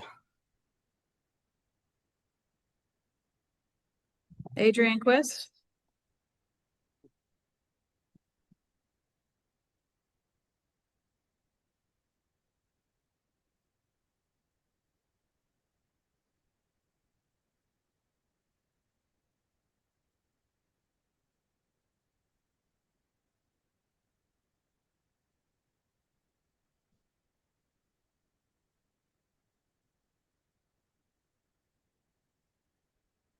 Good evening, Mayor and council members. My name is Adrian Quist and have been a Somerville resident for 61 years. So here we go again. Commercialism versus preservation.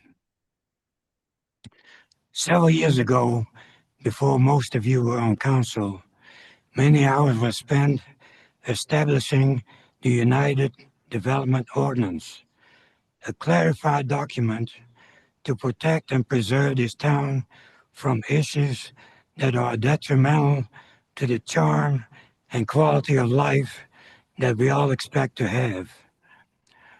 So why are we still having this zoning change discussion? How many more times do we have to express our opposition? I'm here tonight to tell you that changing the rules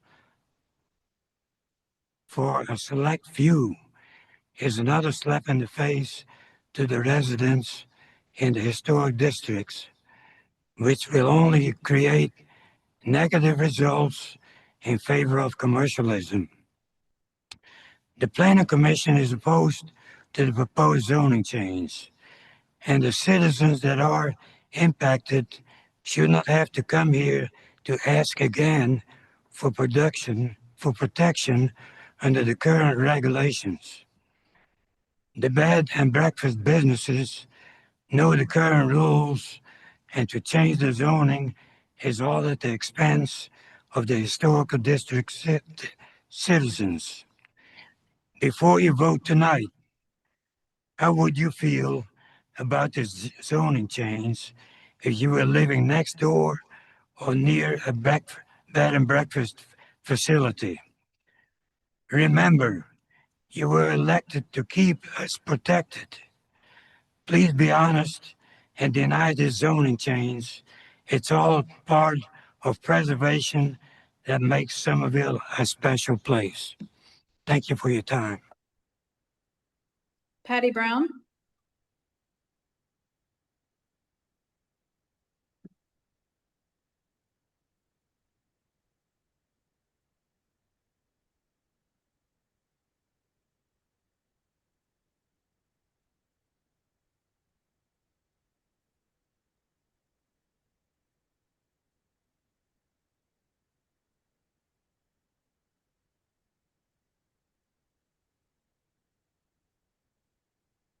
I think she must have left.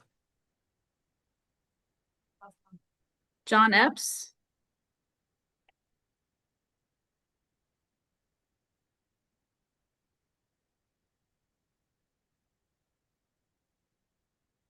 Mr. Mayor, Council, my name's John Epps. I live diagonally across. I'm here to speak on 10B, the stop sign proposal at West Richardson in West Carolina. I live diagonally across from Mr. Greenslit and slightly across the street from Mr. Cromer.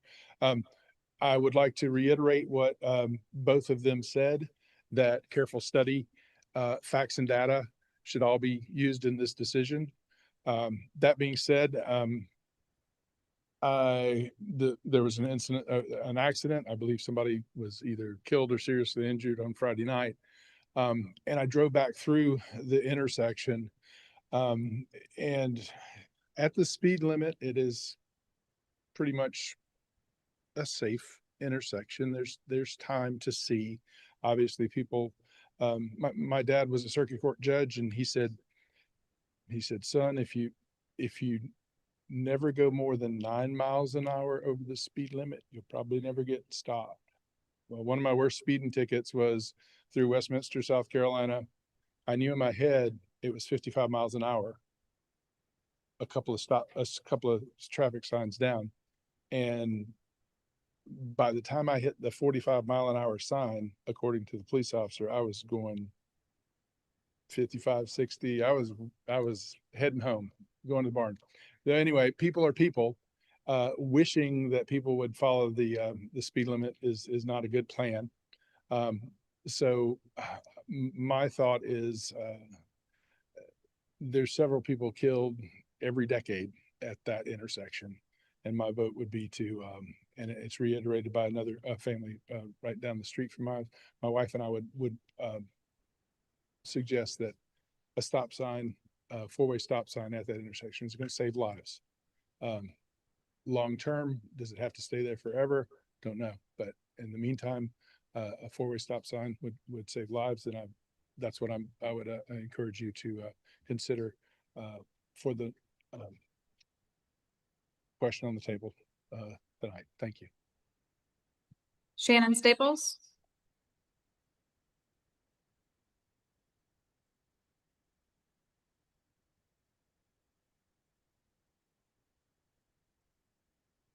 See her. I don't see her either. Ms. Meservey. David Chinnis.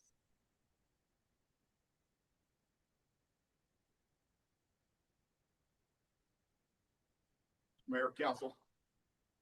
David Chinnis. I live at 137 Boone Drive.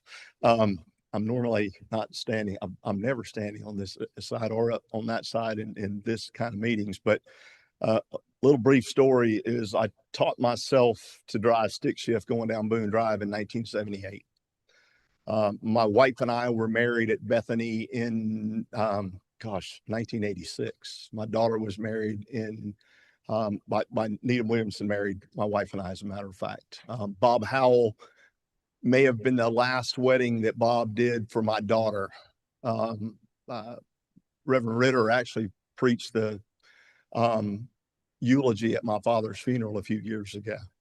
So the connection, I was excited when I walked with you and Ross through that property, knowing what had been planned there without question. But it's not about who is building there. And that's not what you guys are tasked with doing. I got a little bit of experience with planning and zoning. We can talk about that at some other time if you'd like to, but it's not about the property owner. It is about the zoning. That's been said several times, but it is about the zoning. It is about the legal use. It is the by right zoning in this state. And that by right that the church is asking for is multifamily. Quite frankly, had they started when the planning commission said no and amended their requests to GR5, 5 units per acre, and started that process, they could have started at the same time concurrently the rezoning of the multifamily that is not a swamp. I've walked it, but it is in fact lowlands. I can look at a map and tell you what the GIS looks like. The right thing to do in this case, because zoning is forever until somebody changes it. And I think the church members, if you look at that, I can point to any number of church buildings in South Carolina that are closed because when they left the United Methodist Church, the United Methodist Church took that property. And that's what happens here. They can build a church, but is the church more valuable than multifamily?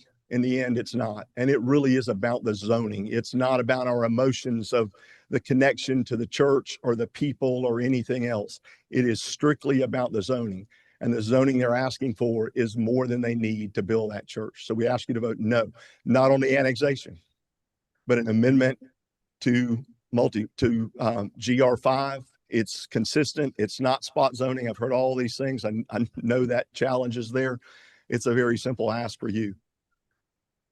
The request is to go back to GR5 and not approve something that will last for that land for forever. Thank you all. Mr. Mayor, I do have one more. It's on a different sign-up sheet. I just want to make sure. Charles Johnson.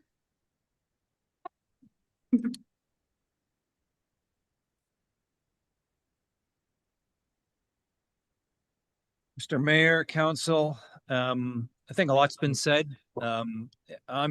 It's my first meeting. It's very entertaining, very educational. And I do appreciate the service you give to the town. I do want you to reconsider the zoning change for the bed and breakfast. I think enough has been said already tonight on that topic. So thank you very much. Mr. Mayor, that's all I have for public comment for items on the April 9th agenda. Thank you, Madam Clerk. For petitions, item A, petition by ambassadors of 1857 to annex TMS number 14400000082, located at Loudon Drive and King Charles Circle, and totaling approximately 4.26 acres, currently zoned TRM Transitional Residential District in Dorchester County, and requested to be zoned MFR Multifamily Residential following annexation to the town of Somerville's municipal limits. This will be in Council District 5. The Planning and Development Committee voted to move the item to full council with no recommendation at its meeting on April 6, 2026. Mr. Mayor, I would vote for denial of this petition. Okay, there's a motion for denial. Is there a second?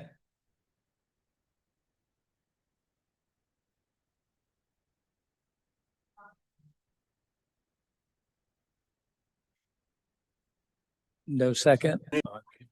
Oh. Councilman Yes. Jackson? Yeah, can you hear me now? Yes, sir. You were freezing out on me for a minute.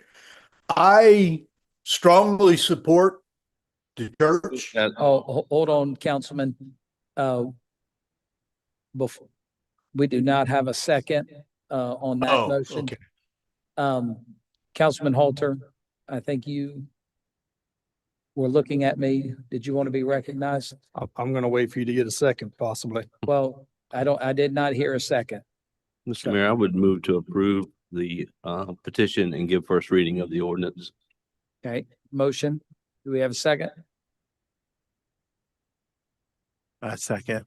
Okay, motion and a second for approval. Mr. Halter. Mr. Mayor, I will be recusing myself from any discussion and voting on this topic. Yes, sir. All right, council members, discussion. Mr. Mayor, if I could, I just want to thank you once again for all of Newington for coming out this evening. As you know, that you have my full support on this. I fully agree with everything that County Council Member Chinnis came up and said. If the church a few months back would have voted or asked for the GR5 on both of these properties together, things would have gone smoothly. But as you know, Newington denied the multifamily because of the same thing. So why would they let you come in? Or not that it's their choice, but they're very upset with it. So they have my support, and I will be voting against this with the hopes that you would come back and go to a GR5 for both properties. Yeah, I'd just say, I voted no when this came to council before for MFR.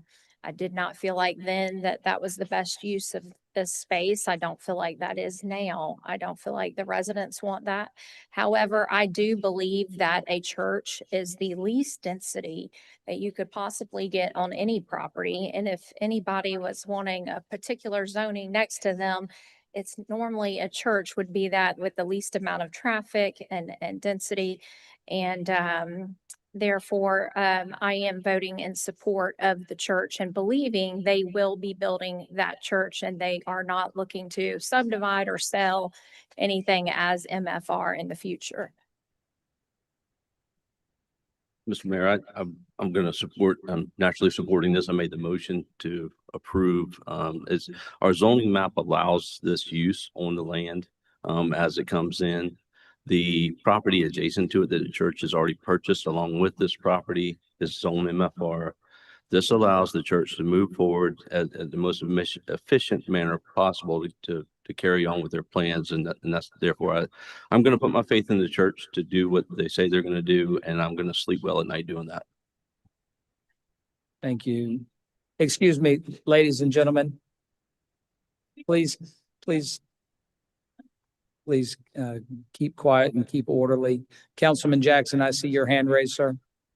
Yes, sir. I fully support the church going there. I hope it happens. I would do anything I could to make it happen. A lot of friends are members and have talked to me, but I do have a problem with the multifamily zoning.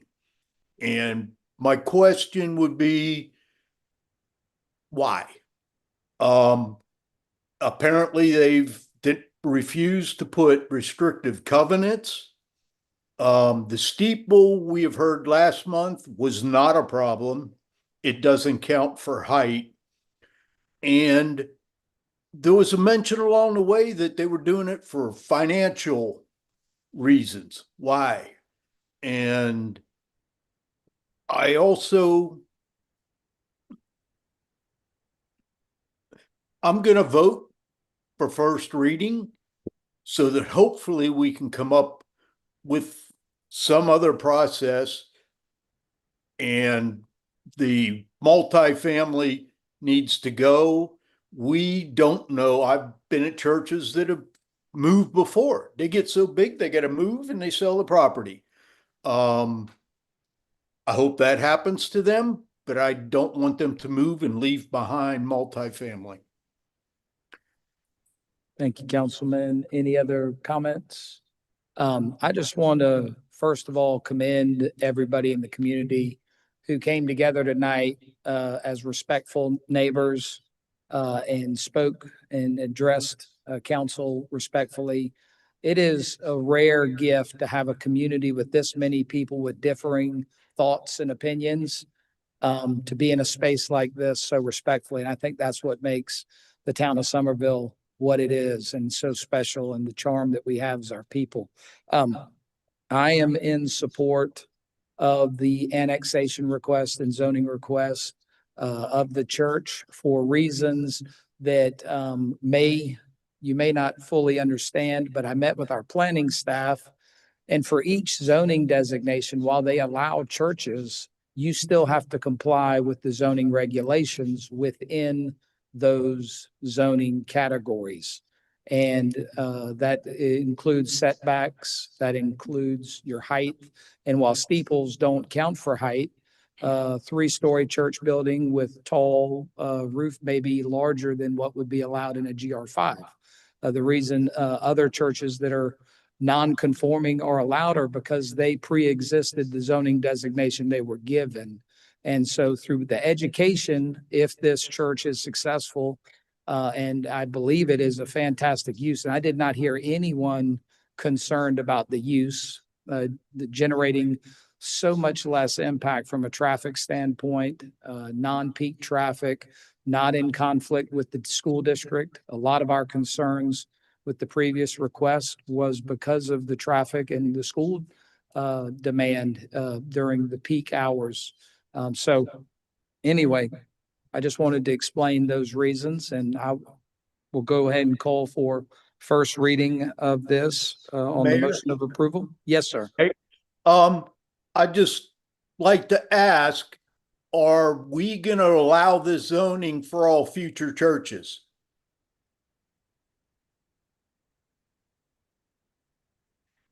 Well, Councilman, I don't believe that they are, all future churches would be adjacent or similar to a multifamily residential. But that is something for the future council to discuss. All right, all those in favor say aye. Aye. Aye. Any opposed? Yeah. The ayes have it. Under pending bills and resolutions, item A, second and final reading of an ordinance to annex TMS number 13800000013, located at 507 East 5th North Street and totaling approximately 1 acre, currently zoned TRM in Dorchester County, requested to be zoned GB General Business following annexation into the town of Somerville's municipal limits. This is in Council District 2. I make a motion, we approve. Second. Motion and a second to approve. Any discussion? Hearing none, all those in favor say aye. Aye. Aye. Any opposed? The ayes have it. Item B, second and final reading of an ordinance to rezone TMS number 13707160009, located at 115 South Magnolia Street, totaling approximately 0.67 acres and owned by Magnolia Bed and Breakfast LLC, from GR2 General Residential to DMX Downtown Mixed Use in Council District 2. I move to amend the requested DMX zoning designation to neighborhood mixed use and approve the rezoning as amended. Second. Okay, we have, help me out on my Robert's rules there, Mr. Slatton.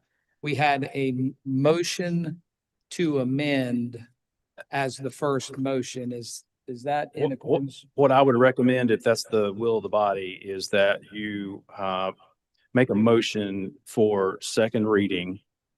And then if someone wants to make an amending motion, you should do that. If you decide to, then you can adopt the amendment and then adopt the motion as the amended motion. That would be the proper procedure under Roberts. So let me just repeat that if I may. Somebody needs to make a motion to put it on the floor for second reading. And then if you desire to, somebody wants to amend it, you make a motion to amend. You would dispose of the motion to the amendment question. And then if the amendment question is successful, then you would vote on the main motion as amended. So at this point, if you've made the motion, you've made the second, Mr. Mayor, Councilmember Johnson would need to withdraw her motion. Would you So, withdraw? and make another motion. That way we're following our procedures. Yeah. I'll withdraw that previous motion. Okay. Mr. Mayor, I'll make a motion for second reading. Okay, motion for second reading, Second. and we have a second. Discussion, council members? Yes, sir. Since I made the motion, I'll go first. I do believe that downtown mixed use is far too aggressive for this area. Downtown mixed use allows 100% coverage, requires no parking, 0 setbacks. A 24-room inn could be located on this property, as well as an ABC store, a bar, a tavern, outdoor entertainment, event venue. You think the neighbors are upset now, try having an outdoor event under DMX. And I do believe that it's also spot zoning. I'm not quite sure how it got this far, but this is where we are. I think a much better use for this property would be neighborhood mixed use, which obviously is not spot zoning. Every parcel on the west side of Magnolia Street for 2 blocks is neighborhood mixed use. Every parcel on Richardson on the block just south of this property is neighborhood mixed use. Let me be very clear. I have no interest in the personal conflicts, the emotional arguments, in solving the applicant's problems, or in making decisions based on the threat of a lawsuit. This is right for the town, and this is how healthy towns grow. I can remember when Main Street was 2 lanes wide and virtually every property on Main Street was a house. I don't think anybody wants to go back to that time period in our, well, maybe some people do want to go back to that, but that's not a healthy town. If this rezoning passes, what will change? Absolutely nothing. It's being operated as a bed and breakfast now in the historic district. It will continue to be operated as a bed and breakfast in the historic district where the BAR will have control over what happens to that property. And let me just say, regardless of how this vote goes, we're going to be okay. If you want perspective on a community that's not doing well, you only need to look at our Ukrainian visitors who were here earlier. So for that, I want to make an amendment to the original motion that we downzone this from DMX to neighborhood mixed use. I'll second that. Motion and a second to amend. Yeah, I just want to speak a little bit on the personal aspect of this for a second, because serving on town council is very personal to me. I sit with many of you. I take your calls early in the morning and late at night and respond to your emails all through the night. And it matters to me how all of my constituents feel. So I did a lot of digging into this when I first got elected on council a couple years ago. Thank you to my constituents that voted for me. I took the time to learn about this issue, as I do every issue that's brought to me. I've got stacks and stacks of emails and papers I have read through. But when the Dungans purchased this property in January of 2017, there was not a UDO. That did not get implemented until October of 2019. And in that time, they were able to operate a bed and breakfast, the same bed and breakfast that they can't operate now under our UDO. And that is all that they want to do. And that's what this is about.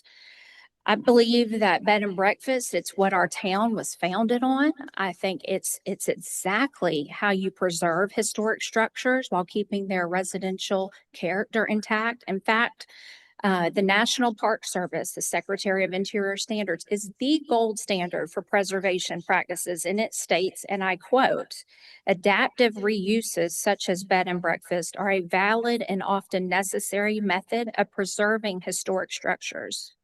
In preservation, best practices emphasize that historic properties must remain economically viable, and bed and breakfasts are one of the most common and appropriate use to achieve that. This is not about having a bar or restaurant or any other use on that street. I don't want that just as much as you.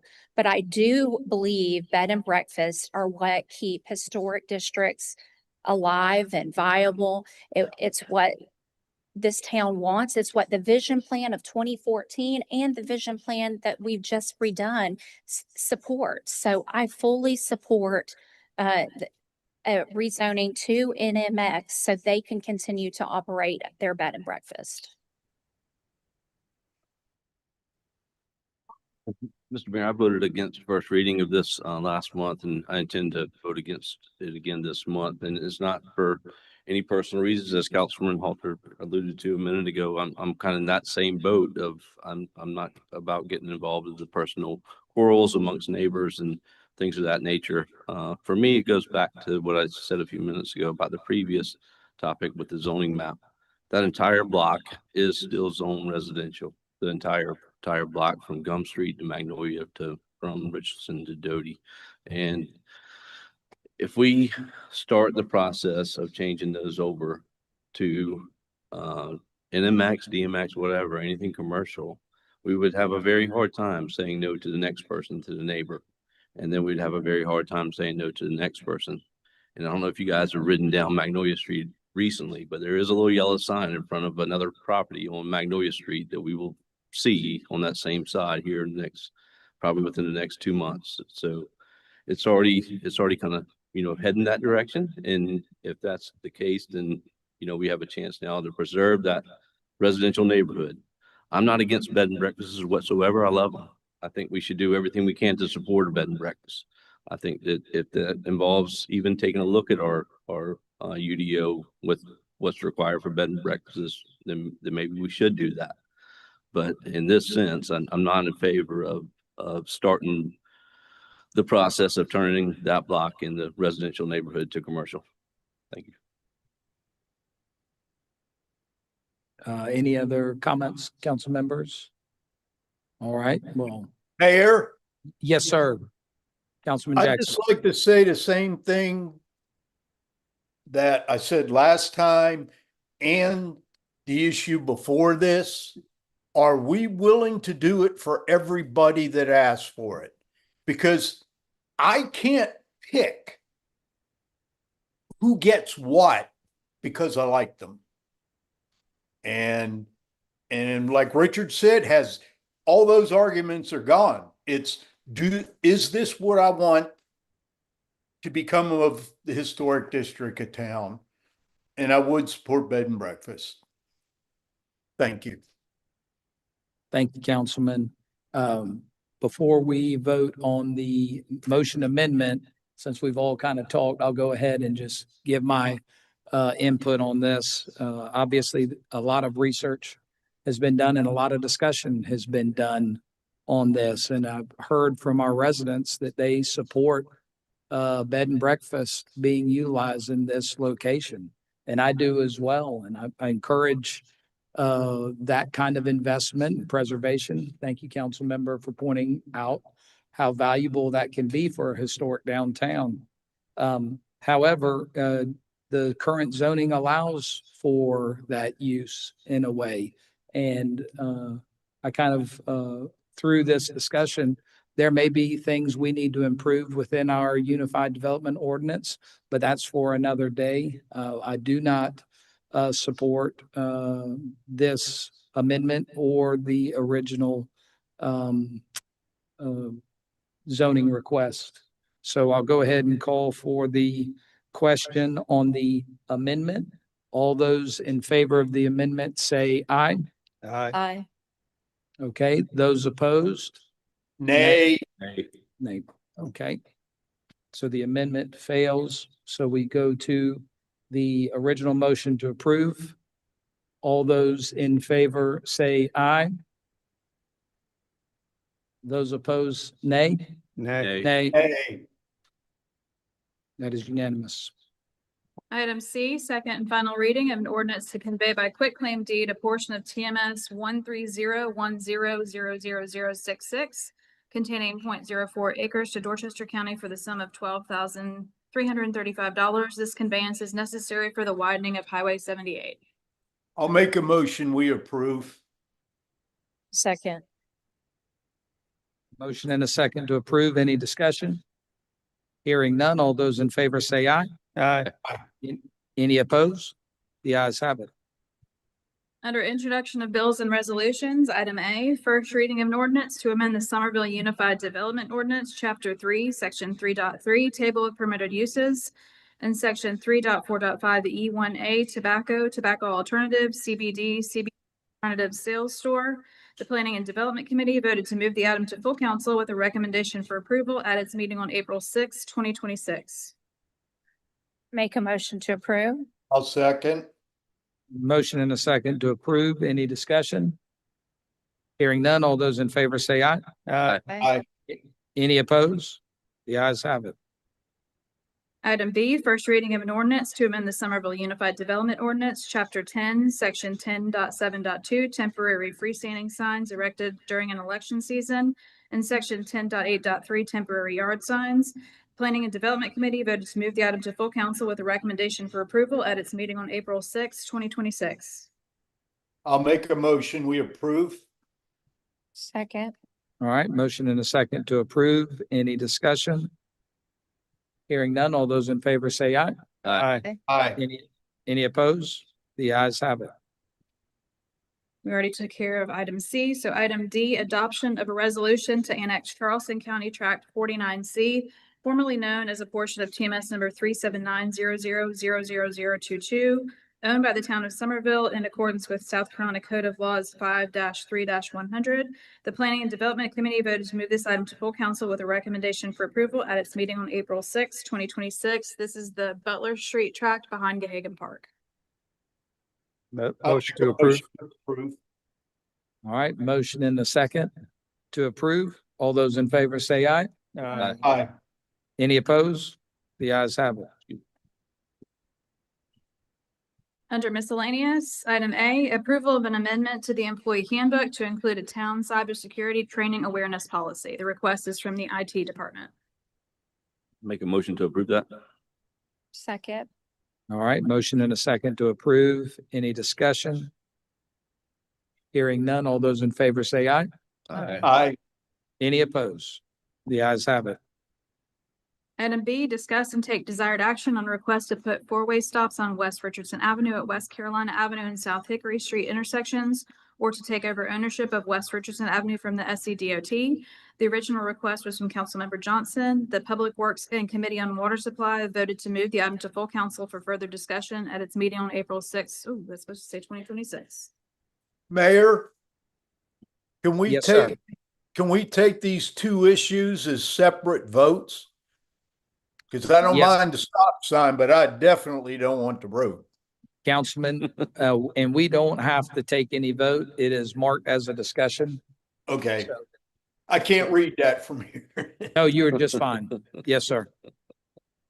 Council members, Councilwoman, would you like to start us off? Sure, yeah, there's been quite a bit of accidents on West Richardson Avenue.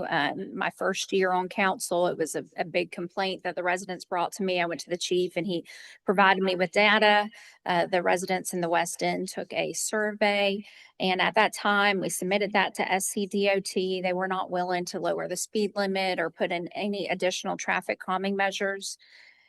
With the addition of the concrete island on Maple Street and additional accidents, residents are concerned that the speeding is getting worse and accidents are getting worse, as there was one just this past weekend, and there's been plenty in that area. I would prefer we not take over the road, and if we did, I would only want to swap with somewhere else. So we did not incur the maintenance on that without a swap. But I feel like something needs to be done. And if DOT is not willing to do it, then we have a responsibility to do it, although they need to be the one to do it. Councilman Mayor, I've been in and around Somerville for 56 years. I actually came to work for the town 30 years ago.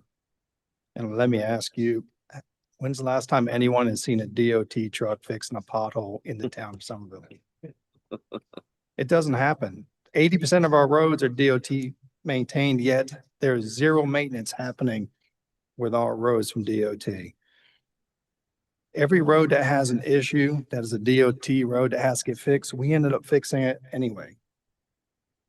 This road is going to be the major access point from the west into our town. And I think if we want to see anything special happen with that road, be that beautification or an entrance sign or traffic control, speed tables, stop signs, what have you, we're going to have to take over this road. And I think we should take over this road. We're not getting any service from the DOT.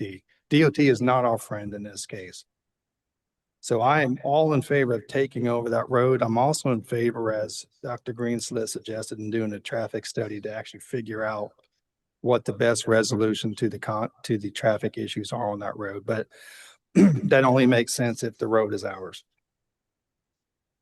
Mr. Mayor, after hearing from several residents that live on that road and after reading some comments from our chief of police about this road, I'm not against a traffic study, but I know how long a traffic study takes. And I hate for us to have any more accidents on that road that, God forbid, would take anyone's life. So I'm going to make a motion tonight that we go ahead and put four-way stops at both of these intersections. And that's my motion for tonight. Well, then I'll have to second that. All right, we have a motion and a second to put four-way stop signs up on a DOT road without a study.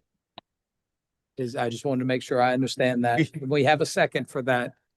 And I'm good with that. Council members, can we have a discussion, please? Yes, please. Yes, can I say something real quick? So, Ma'am. this has come up at least twice, if not maybe 3 times, in the last 10 years. It just seems to me that every time we wait on DOT to okay a stop sign, and after their traffic study is done, oh, it doesn't warrant it. You guys can't have that stop sign. In the meantime, 2 more people have died or 2 more accidents have happened.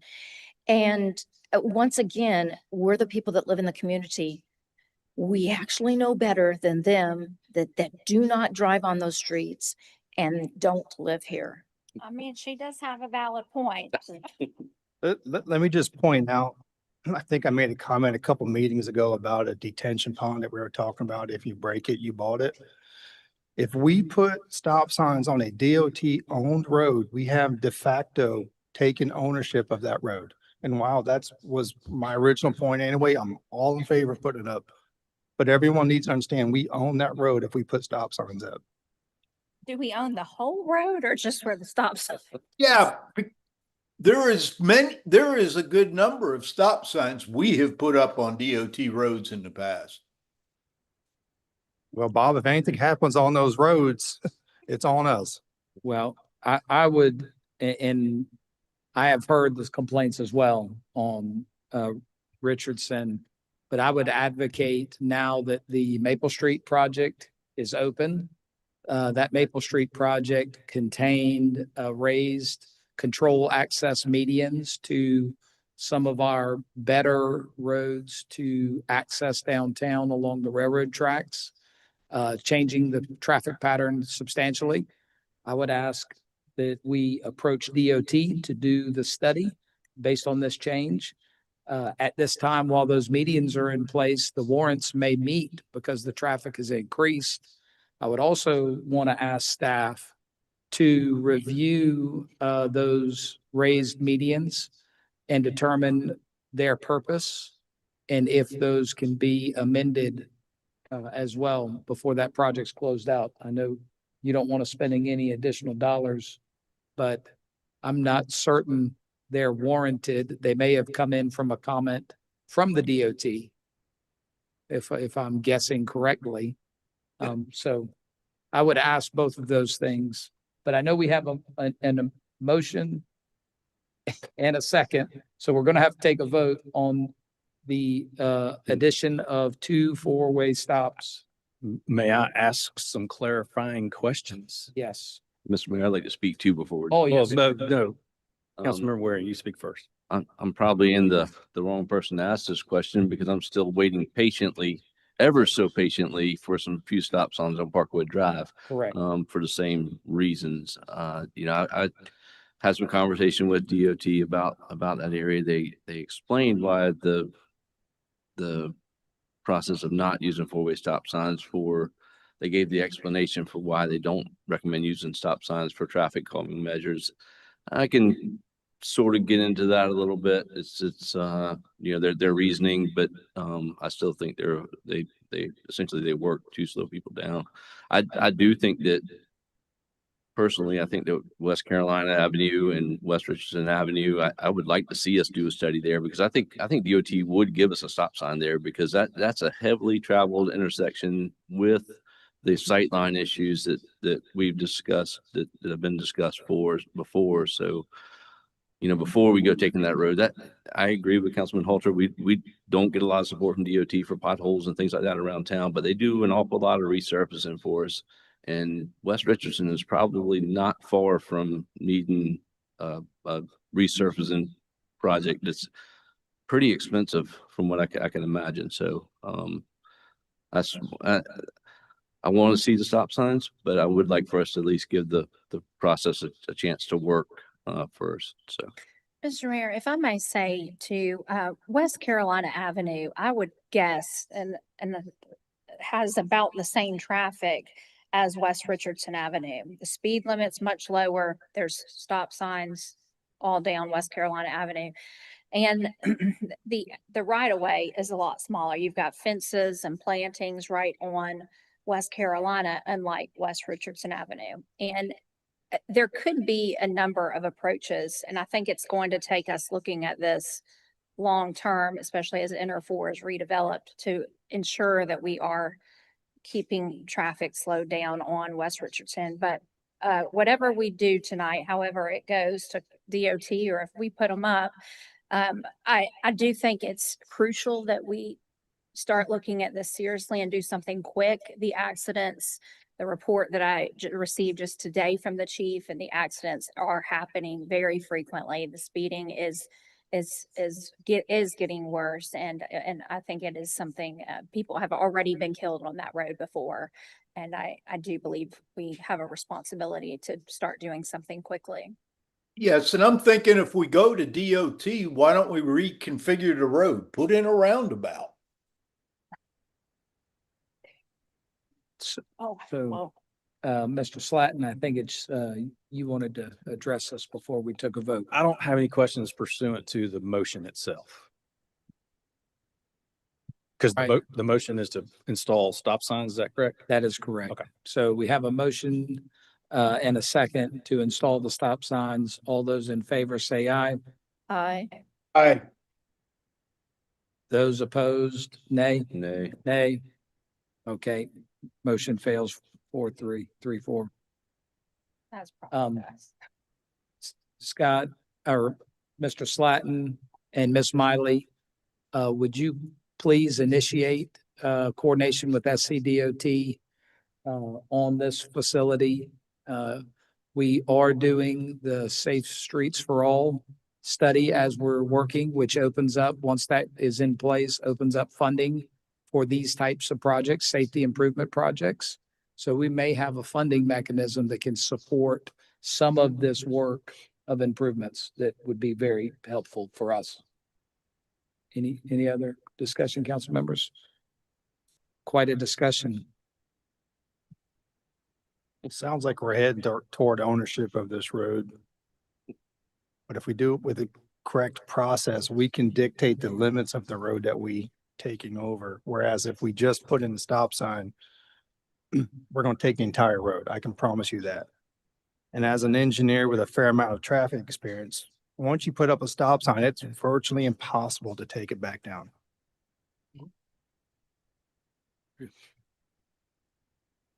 Madam Clerk. Item C, authorization for the town administrator to enter into a memorandum of understanding with Dorchester School District 2 for acquisition of additional property for a skate park. I make a motion, we approve that. Second. All right, motion and seconds. Any discussion? Hearing none, all those in favor say aye. Aye. Any opposed? The ayes have it. Item D, authorization for the Somerville Police Department to enter into a memorandum of understanding and agreement of mutual aid with the city of North Myrtle Beach for assistance during Bike Week in May 2026. Move to approve. Second. Motion and a second to approve. Any discussion? Hearing none, all those in favor say aye. Aye. Any opposed? The ayes have it.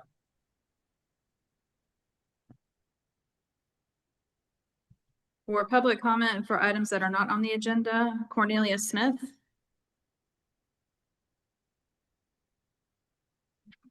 Last but not least.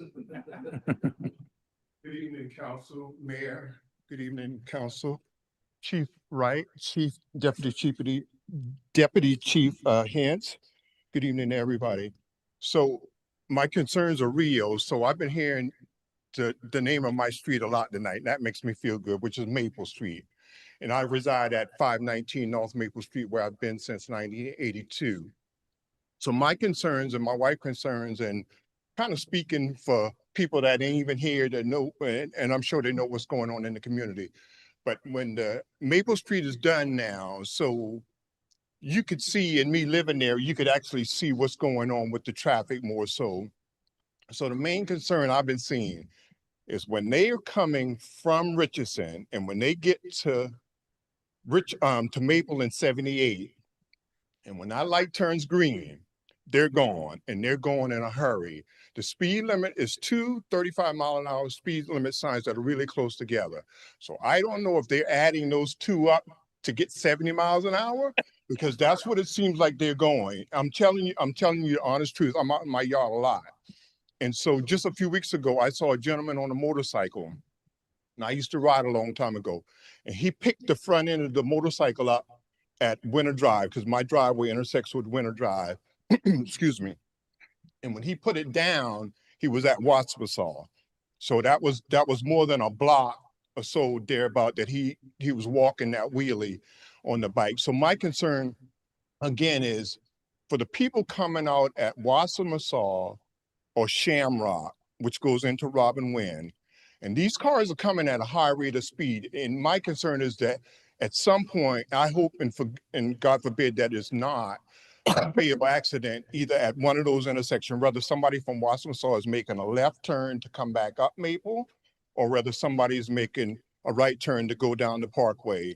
It's just very, very dangerous there now. And like I said, you can, and I've seen the chief, so kudos to them. They've been putting some cars down there, because I noticed that a little bit further down Maple there. My time is running short, but so yeah, so that's what we're just kind of dealing with right now. And it's the speed of the Camaros, the Mustangs and all with the high exhaust systems, and the faster they go, the louder it is for the community too.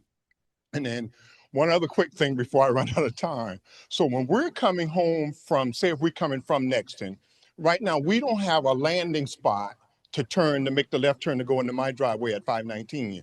So when we're making that left turn to go in the driveway, so we're stacked in between the two lanes going to 78 and the two lanes headed north on Maple Street. So we got to be very careful there that nobody runs in the back of us. Now there is a group of barrels there. So I don't know if they're going to move those, because if they move the barrels, it would create a landing spot for us and my family anytime they're in town coming to our house. So those are just some of my concerns, and I don't mean to tie up. I know my time is up, but I don't know who to talk to. I was going to suggest that at the end of this meeting, just talk to Ms. Miley, share some of those locations, and thank you. Thank you so much. Fran Harbison.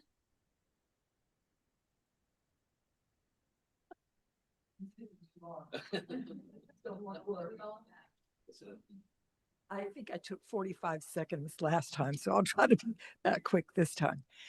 I like to walk when my right knee cooperates. And I was walking down Sumter. The Elizabeth Arden House. I don't think they got permission for this, but they have curbed, if you're on Sumter, they have curbed and planted little plants and put in little lights on what I thought was town property.